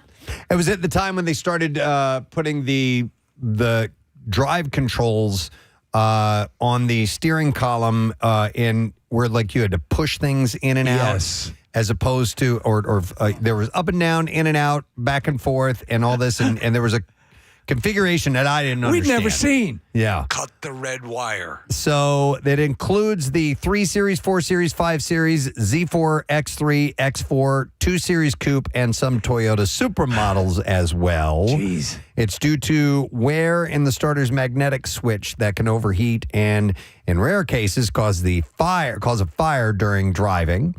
And like I said, it's over 575,000 worldwide, but in the U.S. there's about 87,000 vehicles. And dealers will replace the starter and sometimes the battery free of charge. So you just got to go check on your Listen, I don't mind a car fire if I'm driving because the wind will put it out. Exactly. Yeah. Right? But if you're sitting still, that's when it becomes a problem. Just a tinderbox, that thing. Yeah. So, so if you own a BMW, just a heads up on that. And that's a bunch of different ones, by the way. The bunch of, like 3, 4, 5 series and the other ones. Does BMW, by the way, have the largest variety of vehicles available? I mean, there are so many models of BMW. Huh. Right? That and Mercedes as well. Mercedes have many has as a well? whole lot of them on too. the higher end vehicles? Yeah, I guess so. Because you're right, Steve. I will see, they're labeled on the back. And I'm like, I don't know that one. Never saw that. Well, I mean, listen, Audi has A3, A4, A5, A6, A7, A8. Okay, and then they got the A-Ron. They have Q3, A-Ron. A-Ron. Hang on. They got the A-Ron. Yeah. They got a Q3, Q5, Q7, and a fair amount of them. Q8. That's a lot. And then the e-trons and all that. Yeah. E-tron. E-tron. All right, I actually found a list. Mercedes-Benz offers 22 different models. Okay. Toyota has 20. Wow. And then Which is Beamer. Volkswagen is 18. Marissa's got these in order. What's next?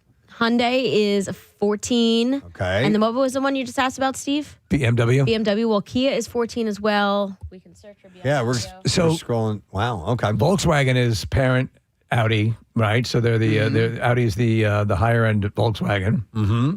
Yeah. So, all right. Well, there's a bunch. I don't know. And if you got a Beamer, check into it because you might you might die. Need to get some stuff done for that. All right. Another recall. This doesn't affect us here in the United States, but to our Canadian listeners, I thought you might want to know an urgent do not consume warning has been issued for a popular milk brand over fears that it may be contaminated with penicillin. Penicillin, right? Isn't that odd? You would now. Are you allergic to penicillin these days? Or have you, Not have you anymore. graduated out of it? I graduated out of it. For some reason, I grew out of my allergy to penicillin, so this would not affect me. So you could drink their moose milk and not have a problem easily. Yeah. Graham's Family Dairy is recalling its semi-skimmed milk after an expiration date of July 31st due to possible health risk. The alert applies to its 1 liter, 2 liter, and single pint bottles sold in the UK. Oh, it's in the UK. Sorry. At what I was time? wrong. Yeah. Well, at what time in the process does penicillin get added to milk? So anyone who has bought one of these products has been told not to consume it, return it for a place of purchase for a full refund. Food Standards Scotland states that the reason for the recall is the presence of veterinary medicines. Oh, I see, because of the dairy cattle. I guess so, yeah. They said that antibiotics in the product may make it unsafe to consume and may be a possible health risk for anyone with an allergy to antibiotics, including penicillin. It's in the freaking cows. Okay. Get in there. Penicillin in the milk? Are you kidding? What were you going to say, There's Chris? no Canada involved here? I was way What's off wrong on that. with you in Canada? There's nothing about Canada in here at all. I'd like to formally apologize to the fine people of Canada for being indicted in our stupid penicillin milk crap. Based in Scotland. I'll be sending you 20 pounds of our best haggis. Graham's Say thank you. Family Dairy is the country's largest independent dairy company with products including milk, butter, yogurts, and ice cream, and supplies most of the big supermarket chains across the UK, not Canada. Well, Canada is Thank you now, very they're much. trying to get into the United Kingdom. They're trying. Do you know in Canada they serve their milk in bags? In bags? Yeah, so it's not in a Like their carton. spaghetti. It actually comes in like the type of bag that looks like you'd win a goldfish at a fair in a bag like that, and then they sell containers that you put it in, and there's like an art to like clipping just a little corner of the bag and pouring it without spilling it all out. Okay, I'm looking at this. Bag o' milk? When I worked as a teenager in the restaurant business, I don't know if you've ever seen those big milk dispensers. You Yes. lift up this big weight and it comes out. That milk was in a bag. They put it in this bag, and then the weight of the milk itself pushes down, and eventually you take this thing out and throw it away. Take the bag out. Do you remember in the beginning of A Hard Day's Night? I always think about this when his one of the band's manager, quote unquote manager, goes to a milk vending machine, Preston, and it's like a triangular, almost like a pyramid box. He's trying to tear the lid off it, and the milk came in those kind of containers. I remember Steve Creamer's used to come in a little triangular cardboard thing where you would rip the corner off. Larger version of that. Yeah, okay. All right. And Marissa's pulled up these pictures of bagged milk. Chuck me a bag of milk. I did not know that. Interesting. Well, how do you dip cookies in that? Well, you pour it into a container. You don't drink it out of the bag. It's used to pour into another container. Drink it out of the bag. Wow. So anyhow, it'd be like a large portable teat. I have another car recall, if you would, please. Ford Motor Company is recalling more than 500,000 Broncos because a wiring harness in the engine compartment can short circuit and increase the risk of fire. Ford said that 565,000 Ford Broncos and Bronco Raptors between the years 2021 and 2026 are included in the recall. Those Raptors are pretty badass. Have you ever seen those things really souped up? Yeah, I like the Bronco, just like the regular Bronco. In fact, I've thought about just taking one out, go getting a test drive sometime. Yeah. I don't think I'm really going to buy one. They're cool. But the one that I would want, I like the powder blue with the white rims. You like that too? Oh, so Bronco is my dream car, but like an old, redone, 90s Those or are Matthew 80s. Fox in Lost. Yeah. Remember you could be chilled down the highway drinking your bag of milk? But I love it because it's like a Jeep and the roof comes off. Yeah. So I like a two-door Bronco That's and the true. powder blue or the black. Man, maybe last year, we went into Stone Harbor to walk around a little bit, and I saw some gal and her friends. She was probably 16 years old, had a classic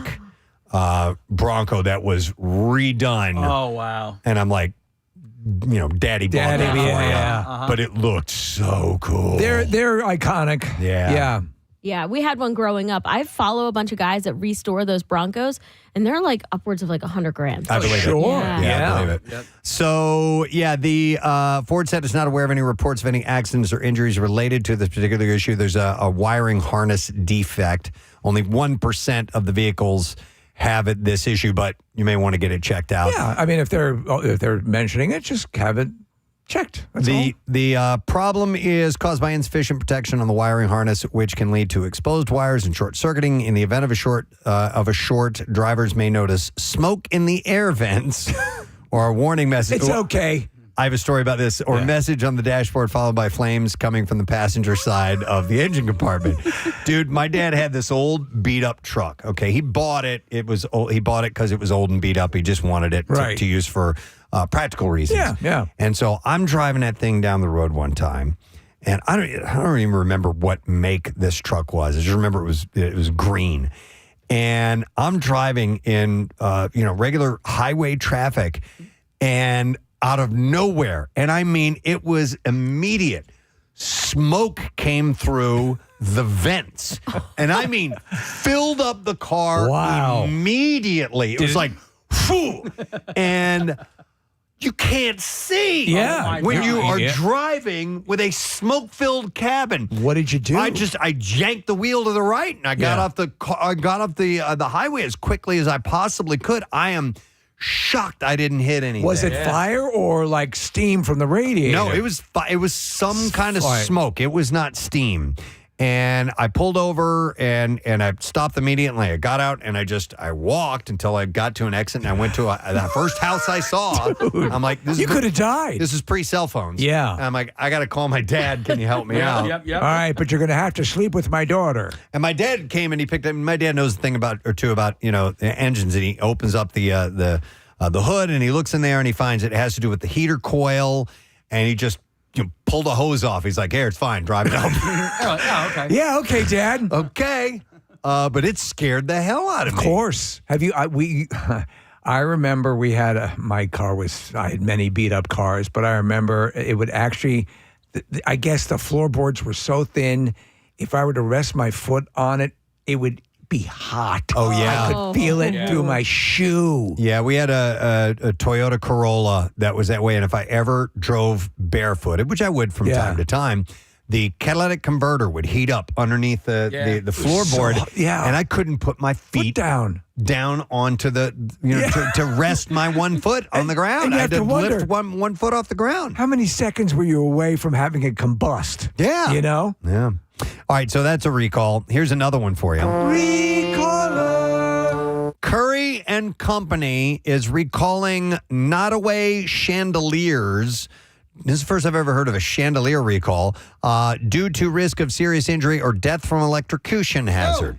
That's not a good chandelier that does that. The recalled chandeliers lack proper electrical grounding, posing How many a chandeliers risk do you have in your house? of serious injury or death from electrocution hazard. 3.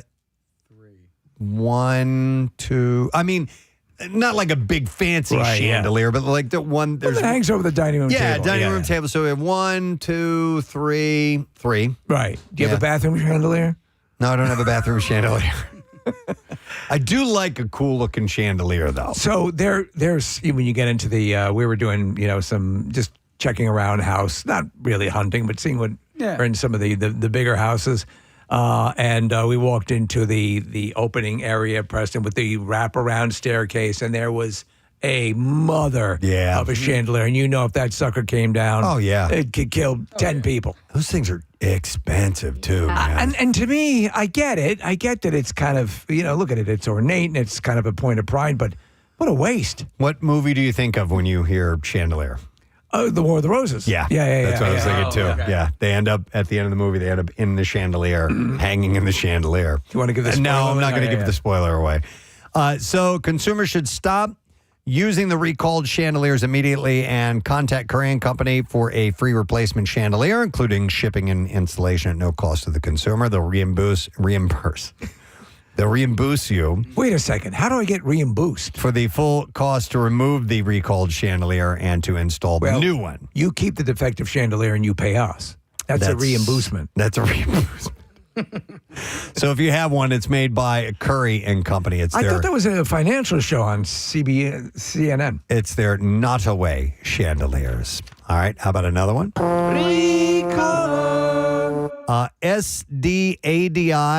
SDADI. Sedati. Kitchen step stools recalled due to risk of serious injury and death from entrapment and fall hazards. I think anytime you're a company that makes any kind of step stools or ladders, I mean, your legal department has to be pretty robust. Yeah. So the recalled tower stools can collapse or tip over while in use, and a child's torso can fit through the openings on the front and back sides, posing a risk of serious injury or death due to a tip-over, fall, or entrapment hazards. Steve, I saw this guy. It was an Instagram reel, but this dude, he hooked up a ladder to these harnesses. It was a freestanding ladder, okay? Yeah. So it wasn't like a step ladder. It was a freestanding ladder, and he was, I think, changing something in his chandelier, and he had this thing. It was leaning into these straps that were harnessed to a staircase. I could not. I was waiting for everything bad to happen, and nothing bad happened.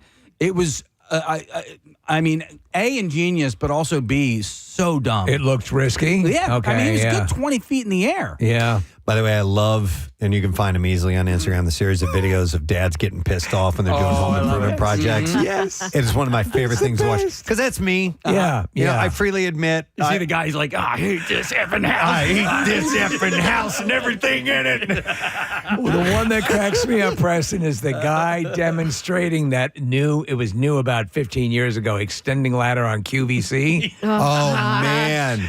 Yeah. Yep. That's a good one. It is the best. All right, if you have one of these Sedati kitchen step stools, Sedati's home. You should stop using it immediately. Store it away from children, and contact the Uishi BA Trading. Yes, is this Uishi BA? In the kitchen, so ladders and step stools are really cool. When we were designing the kitchen, our designer was designing the kitchen, we wanted to check into these. They have these like ladders that'll come out of a compartment and ride on rails around the kitchen. They're like a library ladder, right? Exactly. Yes. Same sort of thing. But when you get those, it eats up so much space in the kitchen. You know? Steve, have you seen the new ones that are kind of like a step stool? So think about like the bottom shelf of your kitchen cabinets, like on the floor. You pull them out, and it's for like short people, and you just get like an extra like 8 inches That's of great. standing. Yep. All right, another recall. This one is an interesting one. Recaller. Oiten laughter. Oiten? OITN laughter. That's how you spell it. Oiten, I guess. They're projecting finger light toys are recalled due to a risk of serious injury or death from battery ingestion. Are we talking about the Finger Blaster 100? No, that's not what this is. These are little things you can clip onto your fingers. Oh, and it's not these. Not that. Casey has a middle finger light. No, it's you can. They're like pointer lights that click to your finger and clip onto your fingers. All right, they're a little novelty item. The recalled finger lights violate the mandatory safety standard for toys because they contain button cell batteries that can be easily accessed by children. They can be swallowed, I assume? Yeah. All right. So if they are swallowed, the ingested batteries can cause serious injuries, including internal chemical burns and death. You could use one of those finger lights to get it out of the throat. That's true. And think about that. Yeah. We actually have, it was one of the coolest things. Rochelle gets us these stocking stuffers each year that are just, little stuff. And it's almost like a glove type thing that fits on the first 2 fingers of your hand.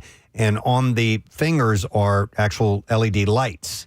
So if you are working on something that's great, that's very small, and you don't have enough room to get a flashlight in there or something like that, you can use these. It's really, it's very practical, actually. So I've seen something new it's kind of like a loose sort of cable, and it has one of those lights at the end. Yeah. So that if you're working in a car engine, you can just kind of loop it in.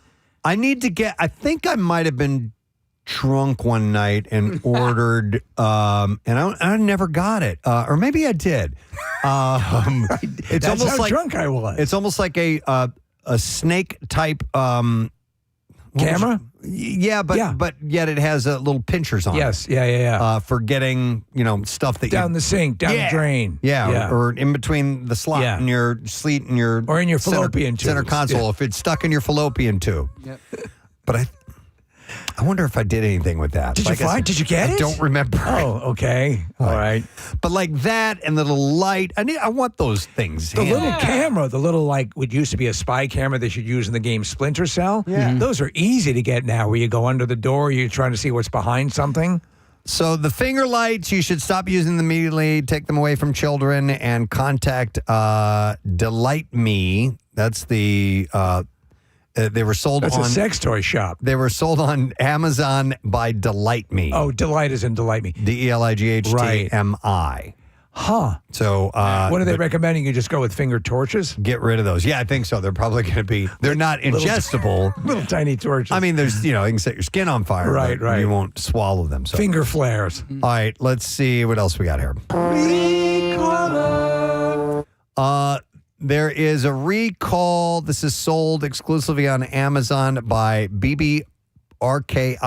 It is the biometric gun safe, recalled due to serious injury hazard and risk of death. So when you put your finger on it, it identifies your fingerprint. It automatically fires the gun inside. No.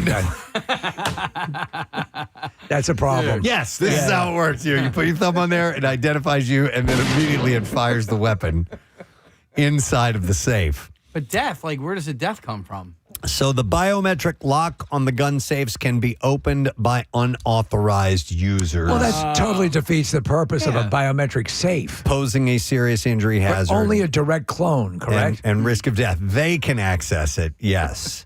Consumers should immediately stop using the biometric feature on the safe, remove the batteries from the safe. Somebody took my gun. It must be Meave. And only use a key when storing firearms. And you can check with BBRKIN to receive a free repair kit. I've looked at those things. I think they're actually pretty cool, but they're because it's kind of crazy. I mean, the things that I think about because I do. I have my stuff at home and just Why? Why would I?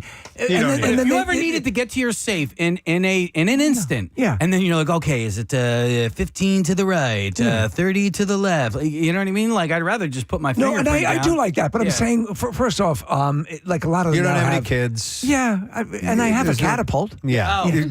Yeah, I'll use the catapult. I thought you used a trebuchet. Yeah, I occasionally. Okay. Yeah. All right, here's another recall for you.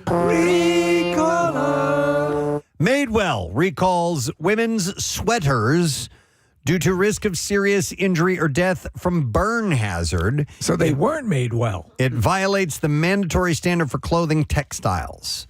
The recalled sweaters violate, like I said, the mandatory standard. Did you hear about Debbie? She died in a sweater accident. It doesn't say why you would be at risk of serious burn injuries or death. Is it highly flammable? That's what I'm thinking. Yes. Like my thing was, could you run through a house fire and not set on fire yourself?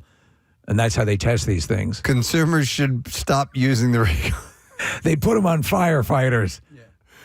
Recalled sweaters immediately and contact Madewell for a full refund in the original form of payment or store credit. You're asked to destroy the sweaters by cutting them in half and send a photo of the destroyed sweater to their website. Consumers should then dispose of the disposed product. They never ask you to piss on them. About 5,900 of those were sold, in case you are wondering that. I wonder to what level they go, to check the flammability of garments. I mean, because you see them, they will be tested, and there'll be an indication, on some garments. But I mean, what's the upper level of what they're supposed to be able to resist? I take a flamethrower to this place. Pacino does it. I don't know. All right, here's another one for you. For over 11,000 of these units sold. They have recalled the Panasonic electric toaster oven due to shock and fire hazards. Panasonic makes stuff still. Yeah. Okay. Panasonic used to be one of the main. Panasonic used to be like the leader when Sony sort of slipped out of the TV realm. Mm-hmm. The Panasonics were the TVs you wanted to get. I had a great Panasonic boombox, man. It could record wonderfully. Yeah, they you were doing use it. great stuff. But I'm like in Casey for the longest time. You go like into New York and there'd be stores selling Panasonic. Panasonic, the knockoffs. Yeah. Panasonic. So the power cord insulation can be insufficient due to a protective fiberglass sleeve not covering it adequately, posing a risk of shock and or fire hazard. Why don't they wrap those cords in one of those sweaters? Consumers should stop using the recalled electric toaster oven immediately and contact Panasonic for a full refund. Have you ever had an appliance set on fire? Wow. Toaster oven, because I tried to take that, and I was a kid and I didn't know any better, but I was taking toast or something out. And instead of using a pot holder or whatever, I used a napkin. And it caught fire.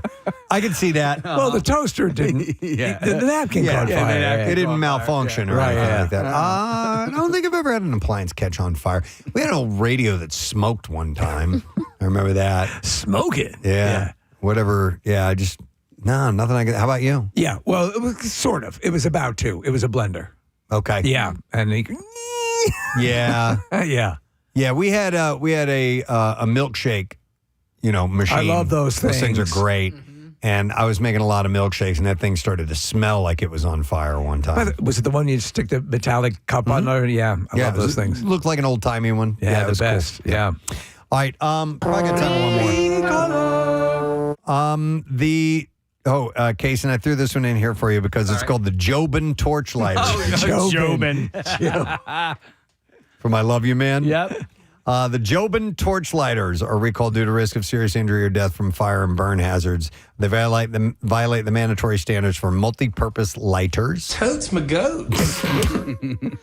Over 13,000 of these were sold. The lighters violate the safety standard for multi-purpose lighters because they do not have the required child-resistant mechanisms, posing a risk of serious injury or death from fire and burn hazards. In addition, lighters fail to meet the pre-market lighter submission requirement needed to demonstrate that the lighters feature child-resistant mechanisms and ensuring their safety and compliance with U.S. regulations. Years ago, there was a novelty cigarette lighter. Jerry Lewis had one, and we used it all the time, where you would open it up and the flame would shoot up. Yeah. And it was crazy. Yeah. They probably can't allow those to be made anymore. We used to take Bic lighters, and you'd break the little silver part off of it, Right. which was the protective area around where the flame came up. And that way you could access the essentially the volume or the valve that would open up for more gas to come out. And you could manipulate it, and you can open it up really wide. And Steve, you could get like a super flame, 1.5 foot long flame out of that thing. Now, we didn't do it all the time because you were paying for this, and they were disposable, and you would use up the lighter fluid quickly. like that Yeah. when you did it. But we used to always play around with that They thing. don't have those things anymore on the back of those big lighters. No, you're right. Yeah. It's just one. It's just one straight up- level. Yep. And that's it. That's all you get. But the lighters nowadays are fantastic, especially for like cigars, because they're made for windy conditions. And they're super. They're very intense for fine flames. Correct? Yeah, it's like a jet. Like a jet. Yeah. And you can get ones that have 1, 2, 3, 4, 5 or 6 burners, and they really. And you can be in full on 25 mile an hour, 30 mile an hour wind and still get a full on flame out of that thing. So, but anyhow, these have been recalled, and you should stop using it right away. Contact Jobin and the official store for a refund if you need that. Totes my goats. In fact, it says that you're asked to write recalled and permanent marker on the lighter, submerge it in water in a bowl, and send a photo of the marked and submerged lighter to the website. Wow. Consumers then dispose. Include a video of you spanking it. The consumers then should dispose of the recalled product in accordance with state and local waste disposal procedures. Bad lighter. Bad lighter. Interesting. All right, that's all we have time for. Recaller. Here's what I would like to do, my friend. I'd like to give you a $50 gift card to Nifty 50s. Pretty awesome. Caller number 23 610 660 9333. We are going to set you up with that. You can, by the way, sign up for text and email alerts at nifty50s.com. Keep up with the latest Nifty 50s Shake of the Month reveals and more. And check out nifty50s.com. You can find a location near you. We are going to take a quick break, and we will be back in just a moment. So here are some tips. Give a gift that shows that you've been paying attention. This means noticing your partner and what they need or want. Why did you give me a spear gun? Before you go shopping. Think of things that they could use every day, but that would be an upgrade. Things that they'd never buy for themselves. If you can remember something they mentioned liking, that's even better. But what I hadn't really considered is an upgrade on something. I always think of, oh, well, they've already got one of those. Exactly. But you can get a better one of those, whatever that is. I love that idea. Yeah. That is a great idea. It's something that they've been using for a while that's could really. My thing, what I had to learn this with my wife is that I would always go, oh, you're going to have this thing and it's going to have, the wings will come out and it'll lift you off the ground. And all I want is a watch, you know? Yeah. So I had to know, I had to reel it back in and get exactly what she was looking for. But I have done the upgrade and it works. It's a successful thing. Rochelle got me a gift the other day. Maybe it was for my birthday because it was just a few weeks ago. But I was like, she was surprised at how delighted I was with it. Oh. And at first I was just like, oh, okay, whatever. And then I started using it and I came to her, I'm like, this is a game changer. It's so stupid. What is it? It's a little caddy that sits on your nightstand. Yeah. That is it's a port for your phone to charge. Yeah. It has a little shelf for your glasses. Yeah. It's got a couple other. So I have a nightstand and it's just littered with stuff. And when I wake up and roll over and I need to get something, I knock stuff over. The remotes fly off and whatever. Yeah. And so it's all organized now. And I'm like, I didn't even know I needed this. I know exactly what you're talking about. I got that for myself, but I was tired of having stuff loose on the nightstand. So if you're listening right now, for the man or woman in your life, whatever, something that provides a couple of charging ports and a shelf here and there, it's wonderful. Game changer. You're not an Apple Watch guy, but they sell those with an Apple Watch charger as well, too. You can Rochelle hang your watch has, on it. yeah, she has one of those. So, but she knew that I didn't have one, so she got one that was appropriate for my circumstance. Very considerate. All right. Also, be careful about going too practical. It says giving your partner something that they can use regularly or that will solve a problem may be appreciated, but they may not be excited decided to unwrap a toaster for Valentine's Day. Oh, crazy glue. This holiday is about a little luxury and some pampering, Dermer notes, but that doesn't have to be expensive. Try to come up with something useful and special, like a little caddy for your things on your nightstand. No, it says like a cashmere scarf to keep them warm this particularly cold winter.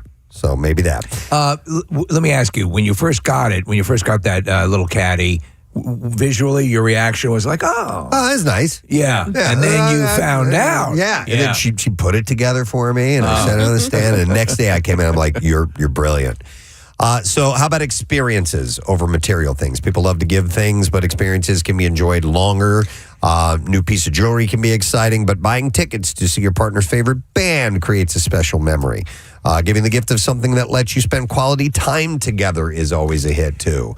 So that's something my wife loves is experiential stuff. Yeah. Like a spa thing. For Christmas, I got her a visit to a spa with her sister. Those are excellent. Yeah. And what about stuff you could do together? barbecue tickets, something like that will work.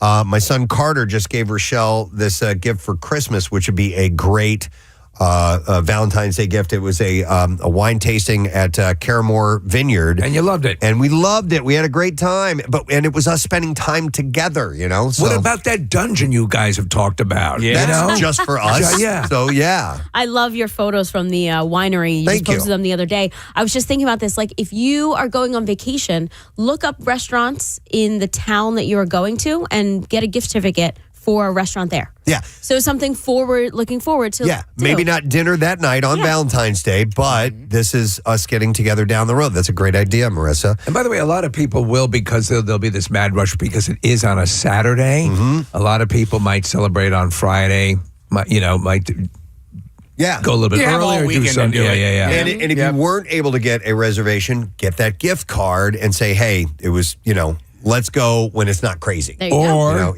show up at the restaurant, look at the reservations on the book, steal a name. That's right. Yeah. Mr. Froman. Mr. Froman. Right this way. So, I always get in trouble for purchasing things for myself prior to, let's say, a birthday or Christmas or something like that. And, not for nothing, but my wife just went and Noah Khan's coming to concert and just went and got herself. I'm like, that could have been a gift that I could have gotten for you. Noah Khan came to town? Yeah, Noah Khan came to town. Yeah. Wow. Yeah. And you guys, wow. That's special. No, you're right, though. Yeah, you're absolutely right. Right. When you're right around the time where somebody's going to be gift shopping for you, try to stop that. All right, here's another tip. I'm sorry, Marissa, go ahead. No, You wanna I'm say something? pretty proud of this one gift that I gave. I actually gave it to Matt, but it's pretty much for myself. I made a jar and I filled it with restaurants that I want to go to. So when we're at home deciding where should we go tonight, pull out of the jar. Okay, so blindly reach in and grab Blindly it. reach in. It usually takes 3 pulls to find the place I want to go that night. But you gotta it's stick fun. to it. You got it. I'm sorry. Then just pick the restaurant. If you're going to go through It works out. Yeah. It works out. You should call it your fight jar because it always ends up in a fight. No, it's great though. Like when the extra pulls are like, maybe it's a rainy night, and I'm like, I don't want to go all the way to Fishtown. Ubers would be expensive. Then So why do we have pull this until there's some goddamn close.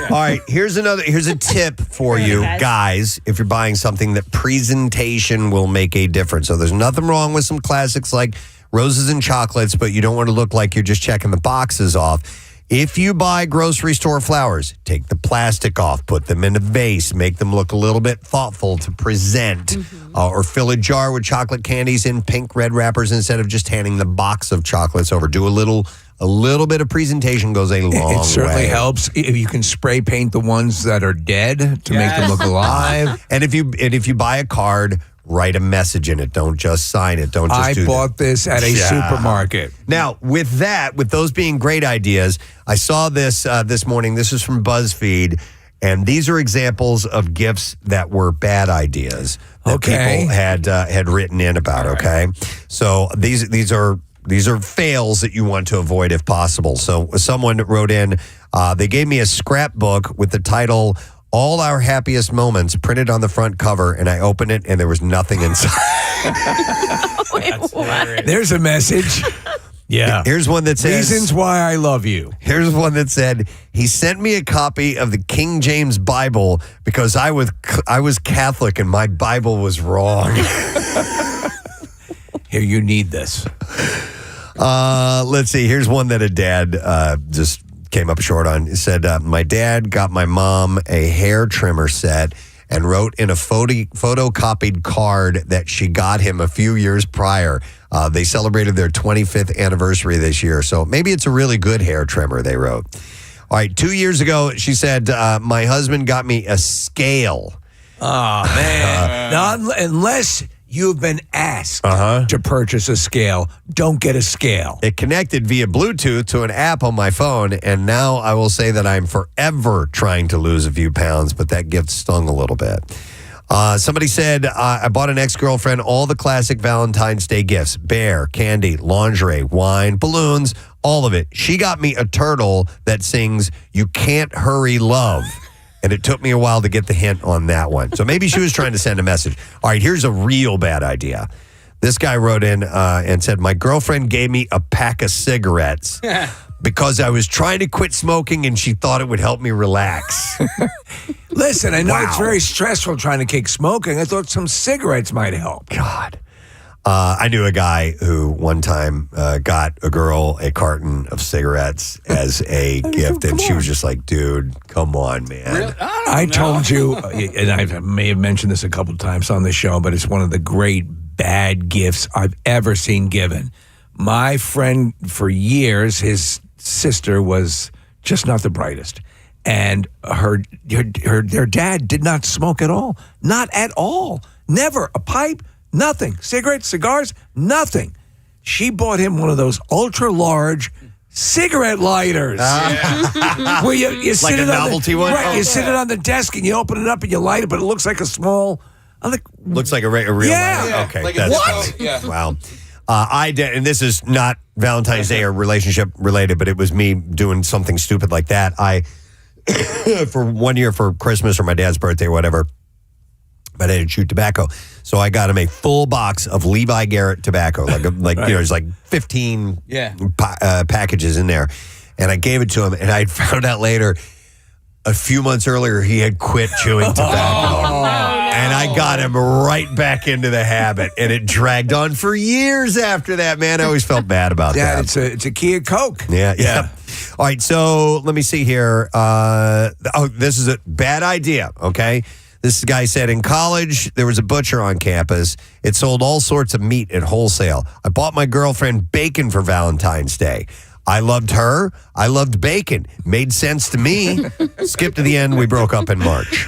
Bacon is a Valentine's gift. And then here's one that I guess they were trying to be cute or thoughtful. This person said they handed me a paper that said I owe you on it. Okay. Those things like this is good for one hug. Yeah. Or this is good for, one chore around the house. Rochelle did get me a gold coin, though. Okay. And it said good to redeem for a BJ. Yeah. I was like, okay. Yeah, that's good. I like that. Did it end or no? I haven't had to. Okay. But, I will sometime. Who are you planning on giving that coin to?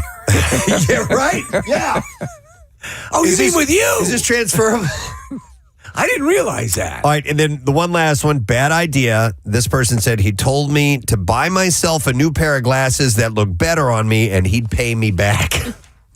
Oh, man. Bad gift for Valentine's Day, folks. Well, I'm bringing you guys a gift tomorrow. Really? I'm going to go pick it up, and you guys. Well, I know. Steve, I know what it is. Oh, Yeah, you'll yeah. probably give it to your wife, but you guys can absolutely. have it for yourselves. But I'm going to get those chocolate-covered strawberries. Ooh, from 320 Market. Ooh. My God, I'm telling you, amazing. man. That's from back when we were in media at Y100. We would go over there and get those. Well, I put the request in because I know Claire loves them. And if you're listening now, Claire, forget you heard this. Yeah, I mean, honestly, they're like the size of like a lacrosse ball. Yeah. Does he do chocolate-covered lacrosse balls? And they are juicy. Yeah. That's the thing I remember about them. All right, so we're going to go somewhere else with your love advice Are this you morning. ready for love? Yeah. So outside of Valentine's Day, we can actually, and this is timely as well, we can take some tips from the Olympics, and more specifically, pairs ice skaters. Sports psychologists say that even if you've never mastered a triple axel, there are lessons that regular couples can learn from skating partnerships. And I found this kind of interesting. And over the weekend, I was just watching Cutting Edge. Oh, the movie wow. was on TV. Yeah. Toe pick. So here you go. Here are some things. Share a purpose. Having a common goal really helps couples stay in sync. And the expert who wrote this article said that regular couples as Olympians and professionals, she works with regular professionals and couples, Olympians and professional teams. They suggested thinking of your own romantic partnership as a team. He says the biggest thing with the team is to have a goal bigger than the team itself as well. Like Olympic gold. Yeah, exactly. Talking, communication is key. Talking? In any...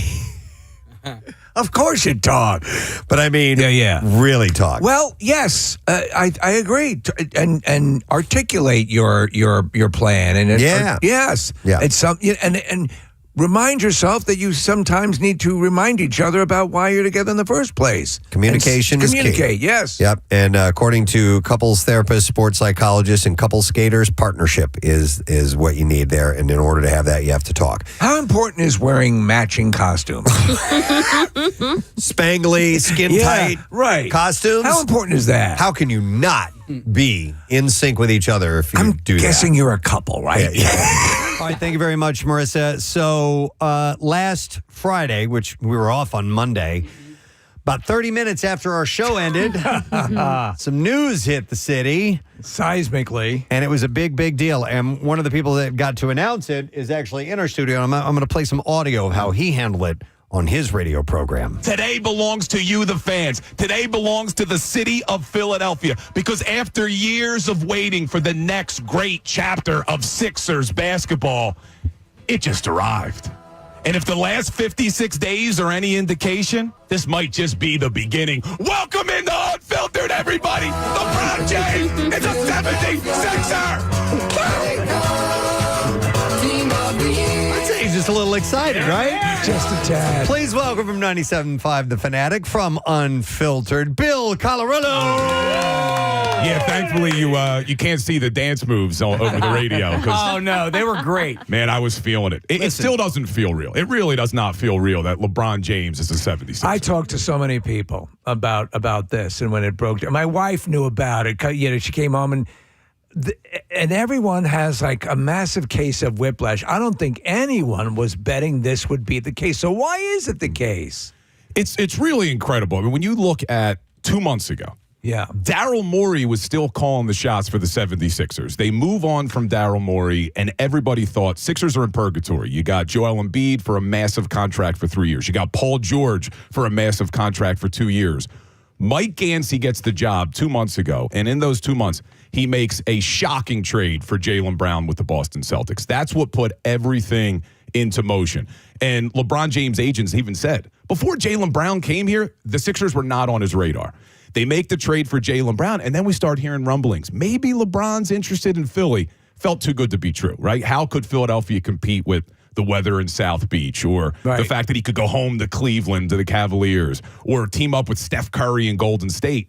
And then out of nowhere, Friday, 11:30, we get the news he's coming to Philly. Everybody thought it was fake. We thought, no, we're getting hacked here. This is Shams, not the real Shams Charania. Yeah, even down to prior, to yesterday, I was, something's going to go wrong. Something's going to go south, but it didn't. Yeah.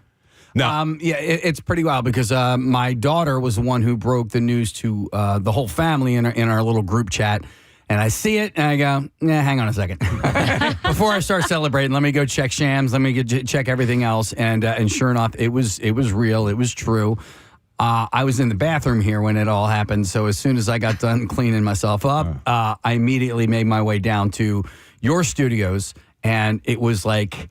Wait, before you made your way down to our studios, you did a video from the toilet. I had to. Yeah. I had to do a video in real time. I was literally on the toilet when I found out, shot the video, posted the video. It's funny because I'm yelling, right? And then I just hear somebody yelling at me from the hallway going like, are you okay there? There was a woman. I was like, yeah, I'm like, LeBron's on the Sixers! And then I made my way down there, and it was just this amazing celebration and collection of people that were like, this is real. This is actually happening. I was so happy I felt bad for John Marks because he was on vacation last week, so he didn't get to make the announcement. But Ray Dunn, I love Ray Dunn. and you work with Ray for a while there. When he first saw the tweet, like he was like, "Whoa!" Like it was so exciting. I'm sorry, to the point of the excitement and all that stuff, and you're talking about this storied career, this legendary career.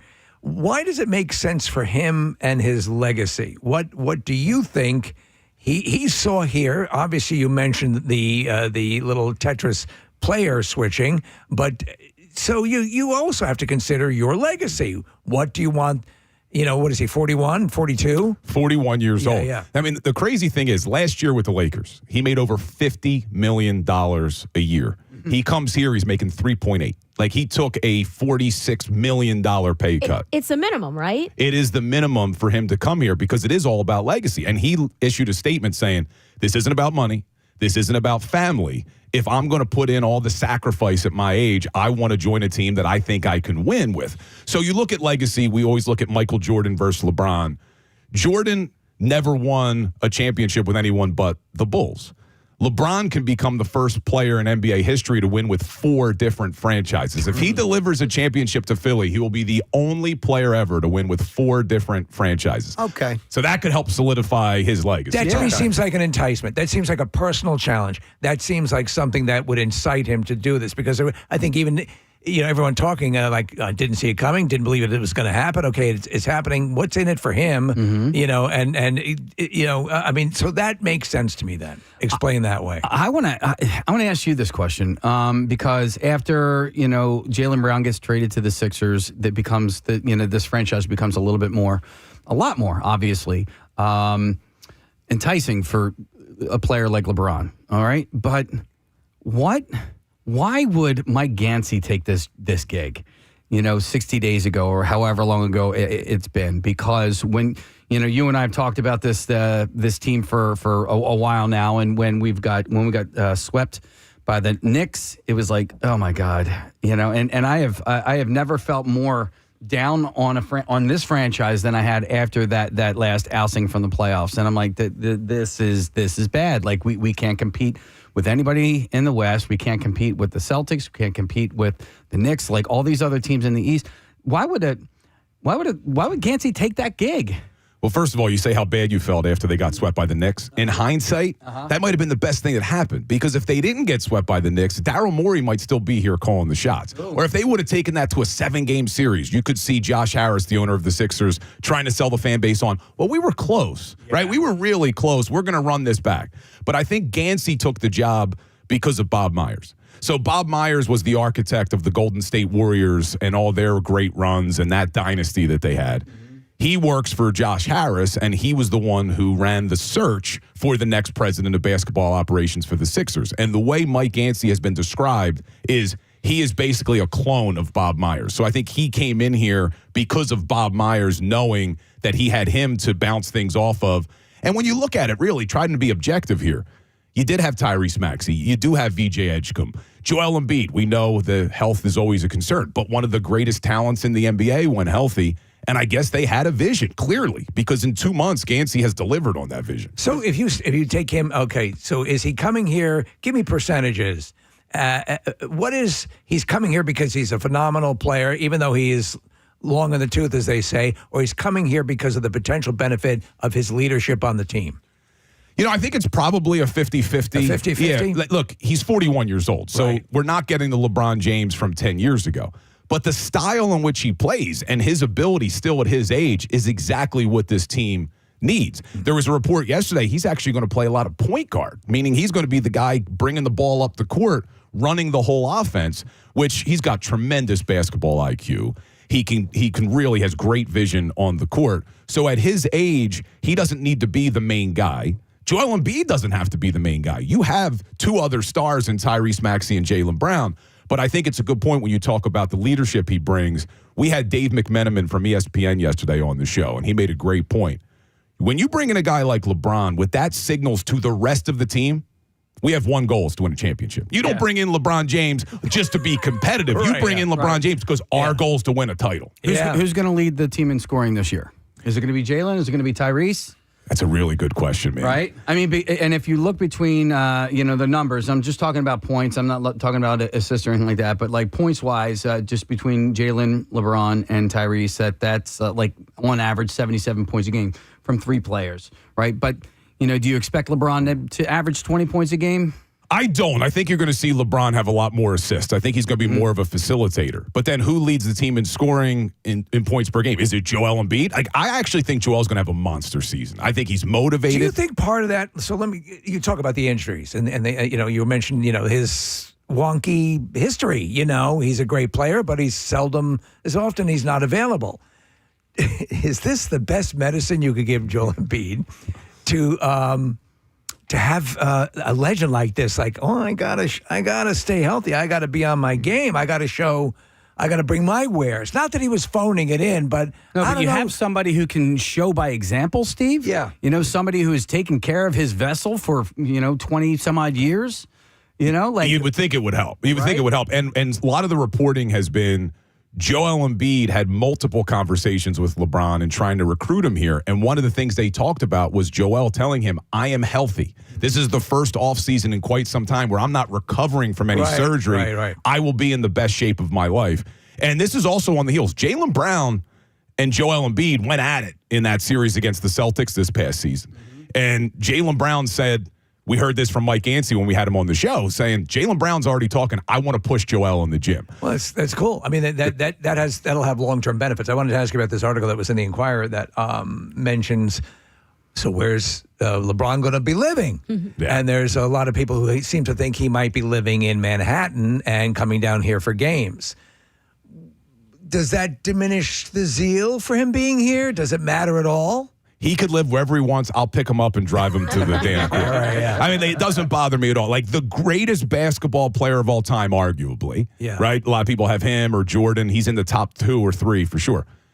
Wants to play for the 76ers. Yeah. Live wherever the hell you want. I don't care, man. If you're going to help this team win a championship, who cares where he lives? But, yeah, it is being reported he's going to live in New York. I mean, if you remember J.J. Redick, he used to live in Brooklyn and commute to the 76ers facility and the game. So it is what it is. I feel like LeBron probably doesn't know Philadelphia well to realize it is a great city and that you can live here and there's wonderful things to do here. Right. So he's probably like, all right, I lived in L.A., I guess I got to live in Manhattan. I mean, even in L.A., which is obviously, arguably, it's a monstrous city with celebrities and so on and so forth. What about in that point of your career to come here? He would be seismic in Philadelphia. So a type of celebrity that perhaps he can't even remember in his past. Think about the impact here as opposed to, not that he'd be a drop in the ocean living in Manhattan, but you're going to resonate a lot louder here. Would you agree? Yeah, he will. But, I mean, he's still going to be playing here. He's still going to be here all the time. Yeah. But I guess, that could also be a part of his decision. Now, I don't know. We haven't heard from him yet. Yeah. But when you're 6'9", you're not walking around the street hiding at all. Yeah. Right. Everyone's going to be able to be, oh, my God, that's LeBron James. Right, so maybe that's part of the decision. I don't want to have to be stopped every time I go to the grocery store. So what I loved is the first 6 minutes of your program on Friday, because I think, it was pitch perfect in the sense that, like, let's just training camp hasn't started yet. Preseason hasn't started yet. The regular season hasn't started yet. Let's just have a little bit of fun with this. This is, an exciting time to be a Sixers fan, and the season's going to play out the way it's going to play out, right? No, you don't know if people are going to stay healthy, and I'm not talking about Embiid. I'm talking about any of the players. You know what I mean? So, like, for right now, let's just have a little bit of fun, right? Yeah, that was kind of the message on Friday, because, listen, every Sixers fan knows we're going on 44 years. The last time they had an NBA title. We're going on 26 years. The last time they even went to an NBA Finals and got out of the second round.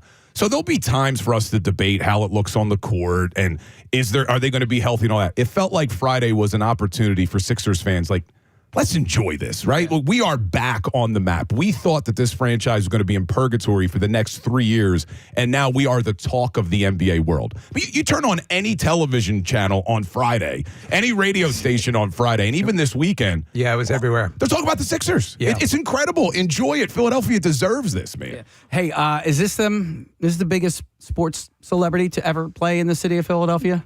The biggest? I think it has to be. It has to be, right? Yeah, I mean, you're talking about, like, I'm still an MJ guy, right? I still say Michael Jordan is the GOAT, but a lot of people would put LeBron there. When was the last time the greatest player to ever play the sport came to Philadelphia? Yeah. Greatest ever. Right. It's wild when you look at it in that perspective. Yeah. I mean, because I look at other cities. I look at, like, the city of Chicago.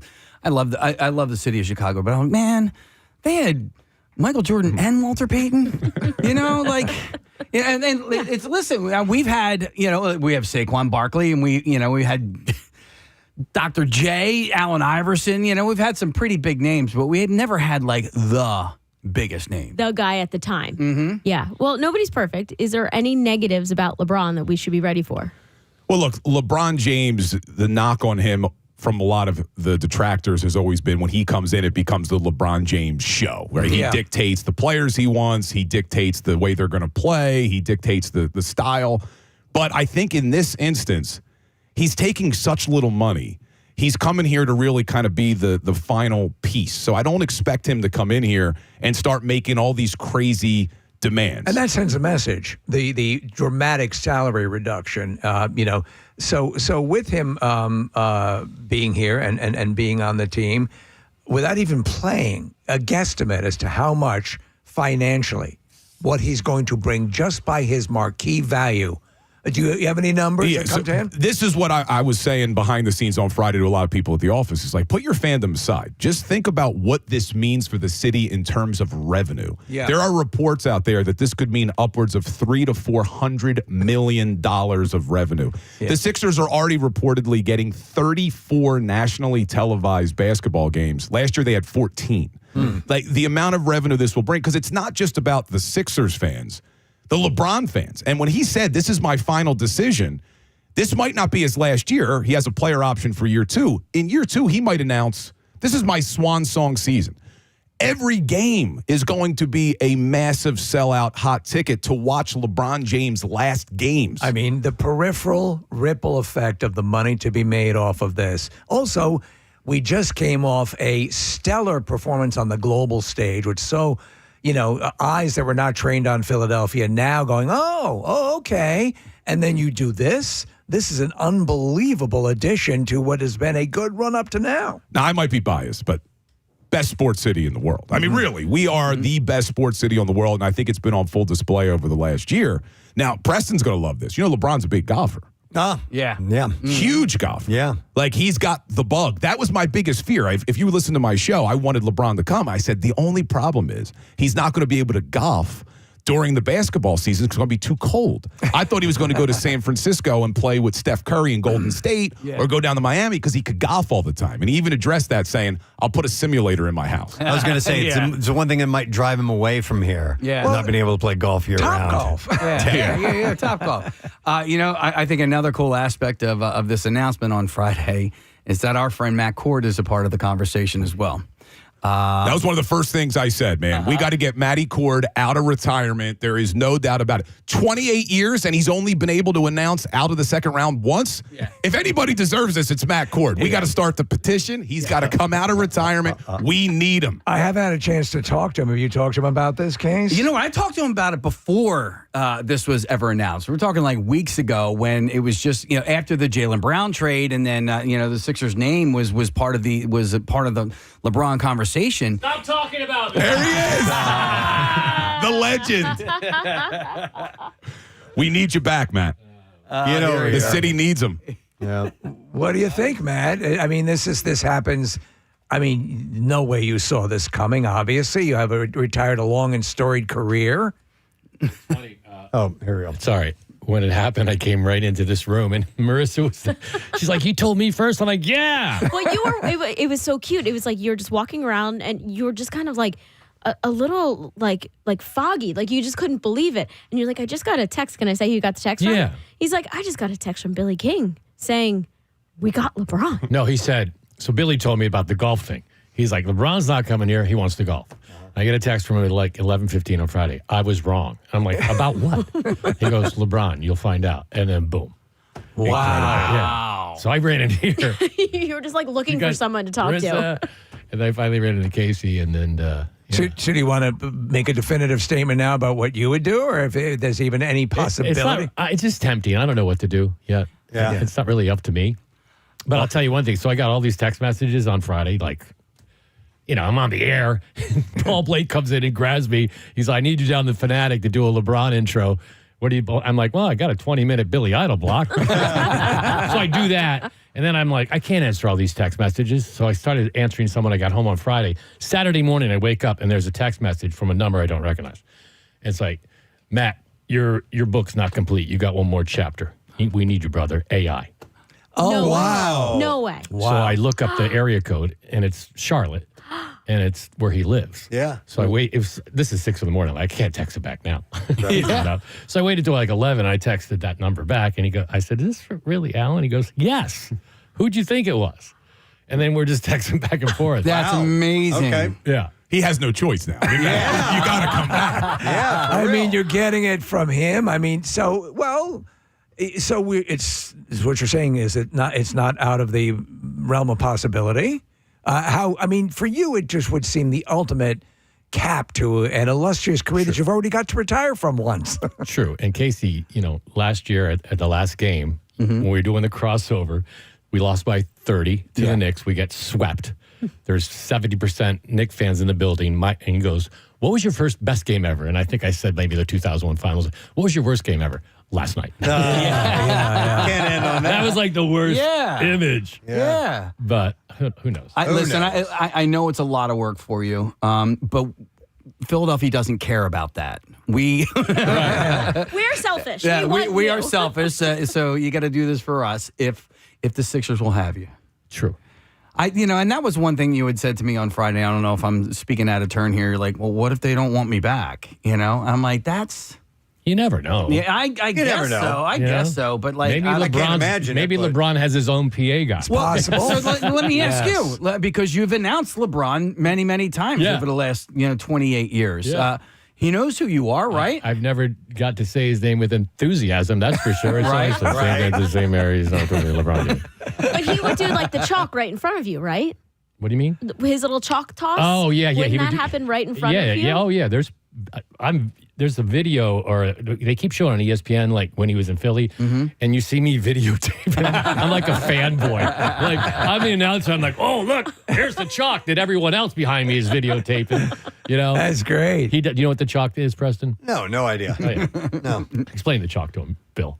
Before every game, he has this routine where he comes up to the scorer's table where Matt would sit, and he puts the chalk in his hand. And then No, it's baby powder. Oh, is it baby Yeah, powder? he gets all this baby powder down, Okay. and then he just throws it up in the air, and it like goes everywhere, and it ruins all our like. It is scoring pretty epic. things. In fact, did you see the Phillies game on Friday night? The Philly Fanatic did it. Oh, did he really? Yeah, Philly Fanatic did it on the dugout, threw the baby powder in the air. By the way, the Phils did something for another legend here in Philadelphia over the weekend. I got an email from somebody. You know how they do the look-alike contest? They'll put up a celebrity picture. Right. And they'll find somebody in the crowd that looks like him. They did one with Pierre. No. Oh, that's great. Oh, that's great. They showed a picture of Pierre and then a guy with long hair. And Okay. so I thought that was That pretty is awesome. terrific. Well, all right. So the baby powder, doesn't that make the floor slippery? Yeah, I mean, there's ball boys that.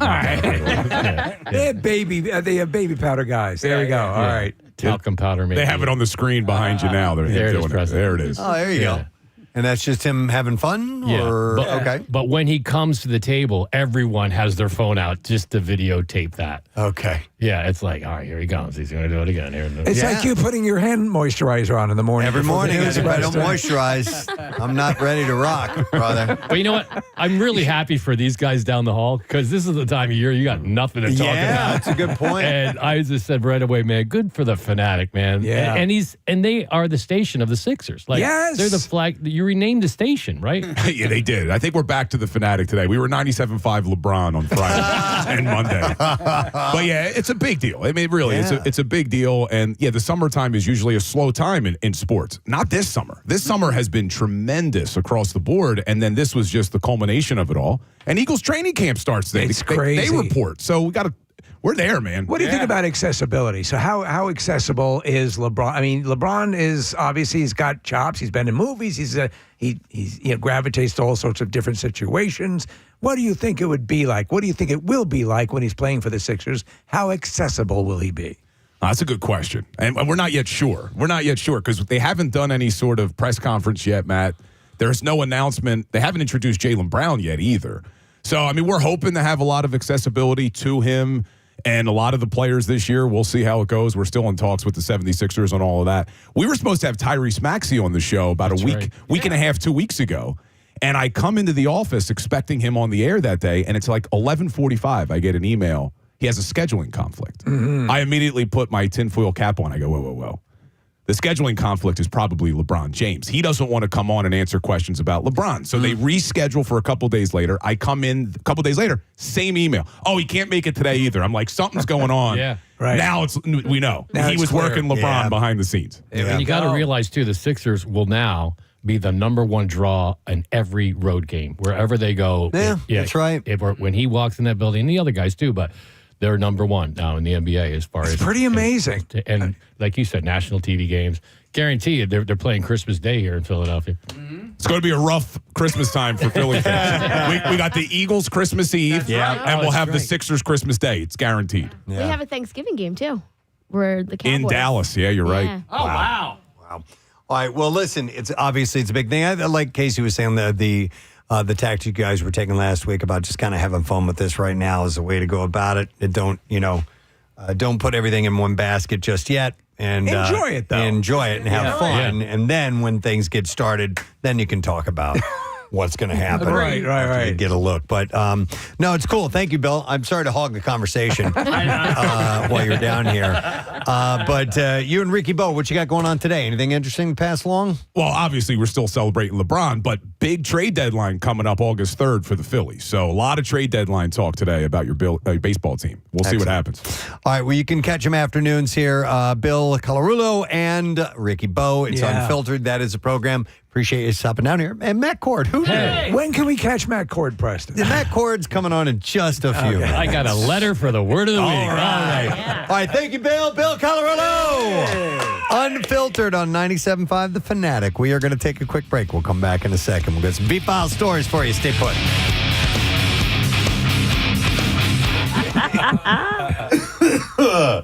All right, forgiveness is divine.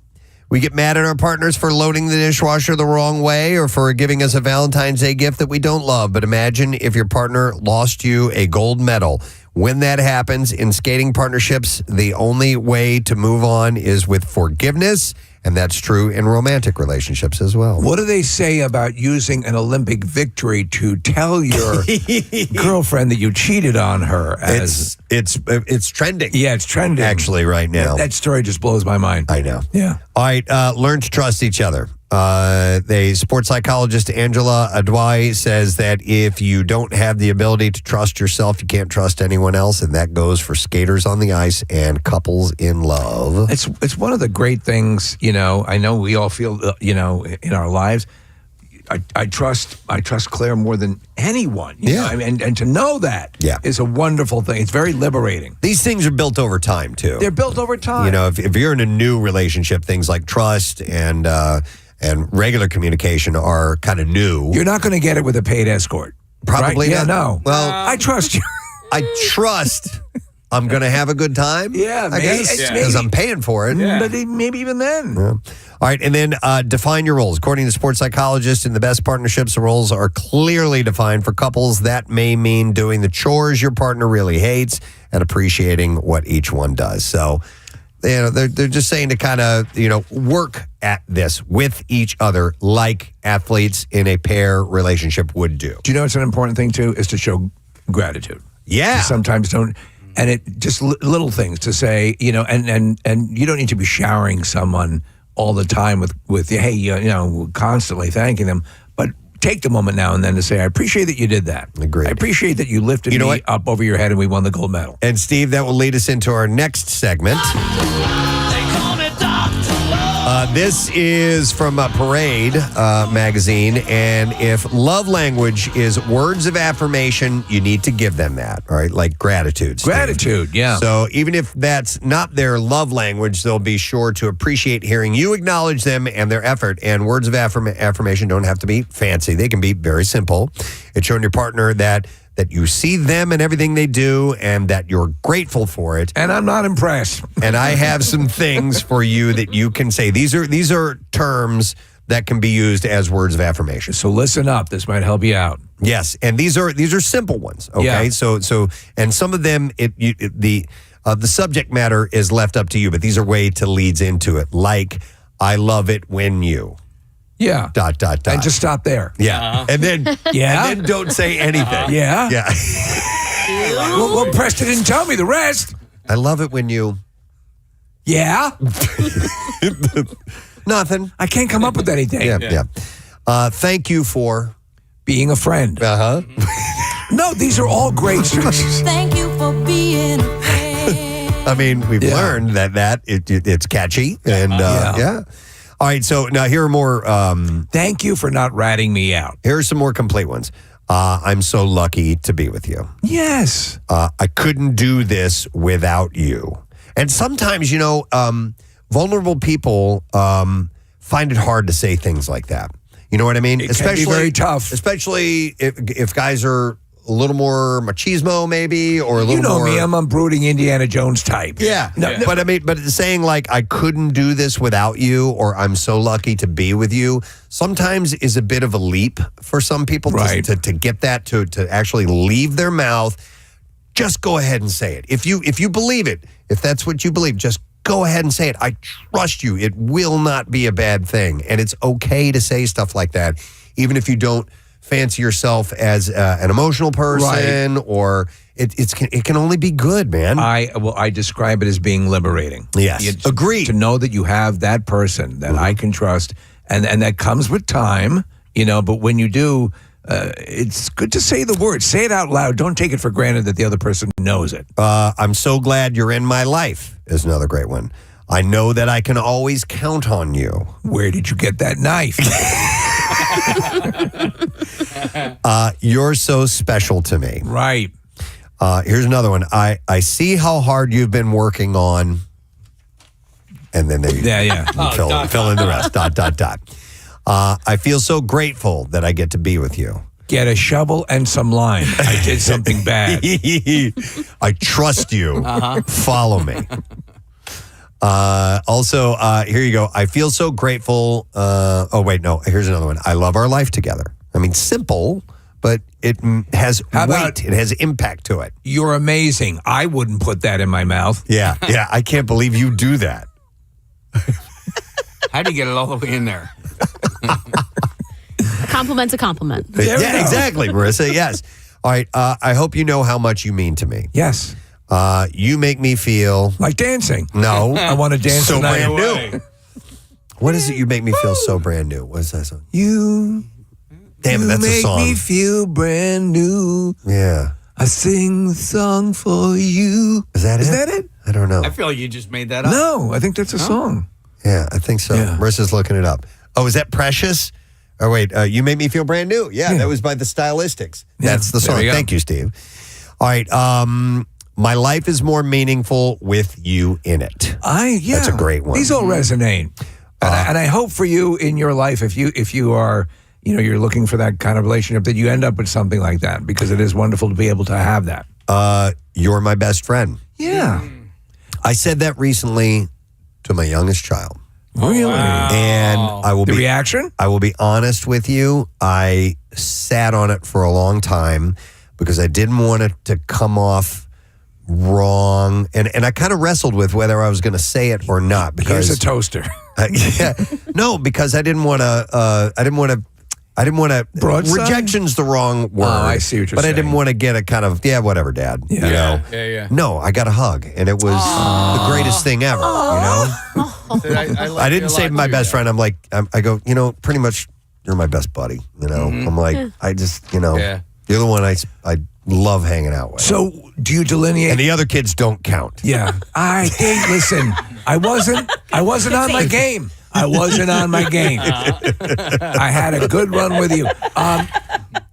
But you consider Rochelle the best of the best? Absolutely. Right. Yeah, without question. She's the best. She's the closest to me, period, person in the world. Right. Yeah, she's my best friend. Yeah. But, you have different types of best friends, I think. So, but it felt good to share that. But it took effort for me to say, it's my own child I had a heart, and that's kind of what I brought up about being, guarded and not sure what the reaction's going to be. I remember there was a time in my life where I was not my dad's favorite. I was the needler. I was the, my dad had his ways, and I adore my dad, love him dearly. But and then there was that time, I remember after my mom passed, and he said, I heard him say it, that I had been particularly, he felt, and hopefully I was helpful with that whole process, my mom in hospice. And he said, that how he felt about me. And I was like, you hear those things, and it must have taken a lot for him to say that, but he said it. And when you do that, it does kind of take a weight off you, I sent my son a video on Instagram yesterday. It was a dad who was wrestling with his son, and his son didn't have his shirt on, and they were doing like superhero stuff, right? Right. But I sent it to Seamus, and I said, you don't remember this time of your life, but I do. Yeah. And this is exactly what we did. And I said, I loved raising you. You know what I mean? And so I think about that a lot. Like, so much of... But I'm going in a different direction. No. So much of what I love and loved about being a parent, my kids will never remember. Oh, yeah. They will never, ever remember the wrestling matches, the floor time that I had with all of them when they were kids. But like that... That might not be the case. No, they definitely don't remember. But you don't think in time those memories will resurface and they'll reflect on them? Because I clearly remember great moments like that. Maybe one or two, Case, and they just don't appreciate it yet, and it's in there, and it'll come to them later on. I'll bet you. It happened to me. Maybe just from a photo, too. You see a photo, and you have that memory because of the photo. Yeah. So using these words of affirmation are they're usually pretty simple, and they go miles and miles. Yeah. Here's a couple more. I love how well you understand me. You inspire me, and of course, I love you is the big one.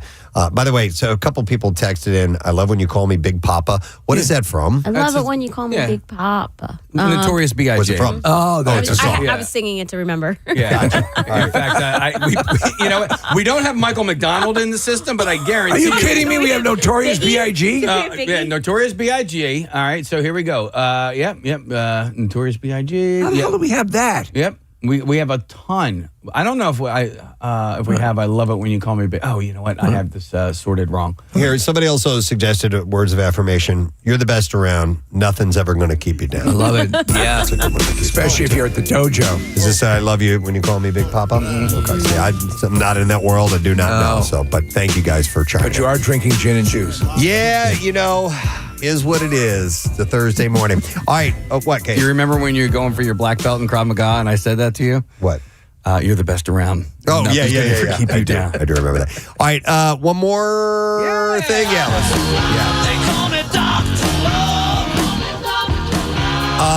Let me see. I want to make this one count since it is the last one we're going to get to. Sending people out there to have love, to find love. Do you want to hear about what unhealthy couples do during fights, or would you rather hear what the things that people in the strongest relationships do every weekend? Yeah. What looking for what to avoid? Unhealthy, I don't mean physically unhealthy, right? Like Like eating tar. Yeah. I almost want to hear about the bad ones because Okay. you really These are don't things you can know avoid. how good you have it until you hear. Sometimes that stuff like All right. At least I'm not that. Yeah, the bar is set so low. Dr. Jenny Schuyler, PhD and an internationally certified sex therapist, says that Healthy couples learn about themselves and one another as they solve conflicts. On the flip side, unhealthy couples have disrespectful or destructive behavior when they fight.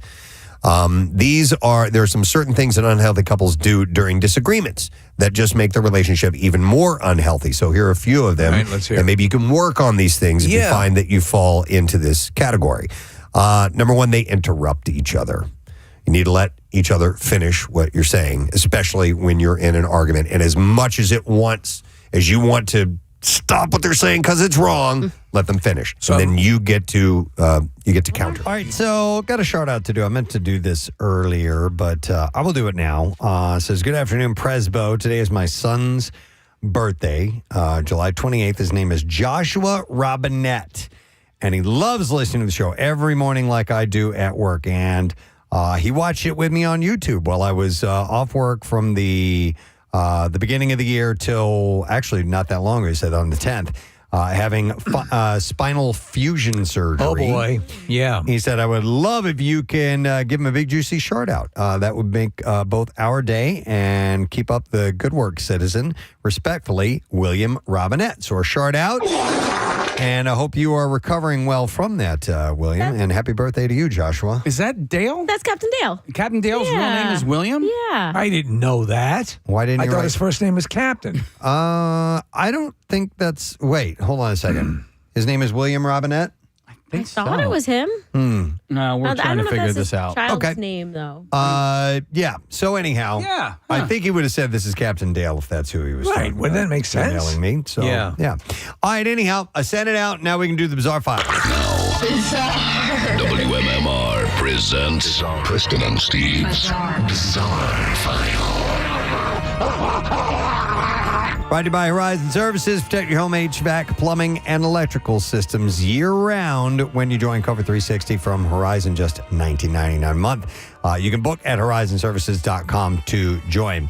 Well, a sugar baby arrangement went sour when a young woman who apparently wanted nothing to do with the strings attached fled the home of a Florida man who then gave chase in his truck, rammed into her vehicle, and pulled a gun on her friend. I like she thought better of it. No, I'm not touching that. David O'Brien, who is 67 years old, met the 21-year-old woman this month and the Tinder dating app. I'll be your sugar daddy. During a subsequent exchange of messages, O'Brien explained that he was looking for a sugar baby and would pay $1,000 each visit, dinner, and he said, I love to shop for you. And all you have to do is fart in his bag. O'Brien and the sugar baby agreed to meet for a meal Tuesday evening. The woman I love it.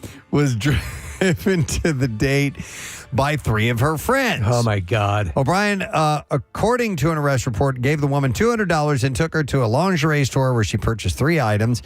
After O'Brien provided the woman with another $600 at the restaurant, the pair went back to his residence in the village's retirement community. It's depressing on every level. The woman told cops that she began to feel uncomfortable in O'Brien's home and contacted her friends to come pick her up. With his sugar baby fixing to depart, O'Brien told her that she should give the money back because that was not part of the agreement.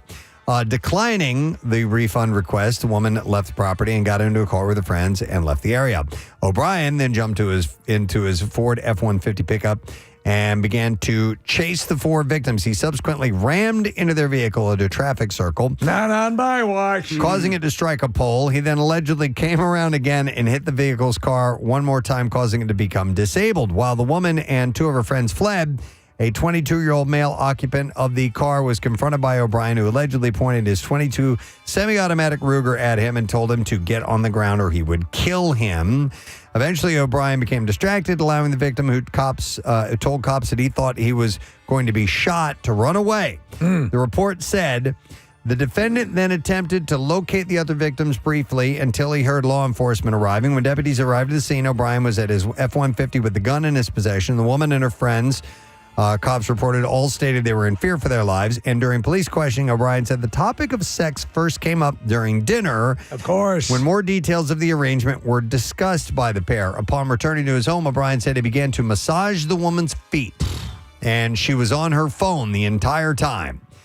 When the cops later announced that she was going to call an Uber, O'Brien told cops he knew things were not going as planned and asked for his money back. After the woman refused to return the cash and left I in the guess car. you're not farting in the bag. She arrived in. O'Brien said he knew that he had been scammed and that angered him. What happened to this industry? He reportedly admitted chasing the woman's car, but said he only grazed it from behind. As for pulling out his gun, he claimed that he thought the woman's car might have been stolen, that he was trying to control the situation by... So basically, he was working as a law enforcement agent. by brandishing the firearm. Right. After initially being read his rights, O'Brien told police of a prior sugar baby arrangement in another state. And in that relationship, he noted, worked out perfectly for him. Oh, it was perfect. Chef's kiss. And she farted in the bag every time she was asked to. I can show you the bags. And he was arrested on 5 felony charges, by the way. So 2 things. The term sugar daddy became more popular before the candy. So the candy was named after the... Is that right? Yes. The candy itself is named after the concept of a sugar daddy? It looks like it because it looks like sugar daddy became a thing in 1920. The candy didn't come out till 1925. Secondly, Captain Dale's first name is Howard, not William. I rest my case. All right. Thank you. Rest my case. Robinette spelled differently. Okay. An Oregon man is in trouble with the law after allegedly catching and wrestling legally protected sharks in Pierce County. In Oregon?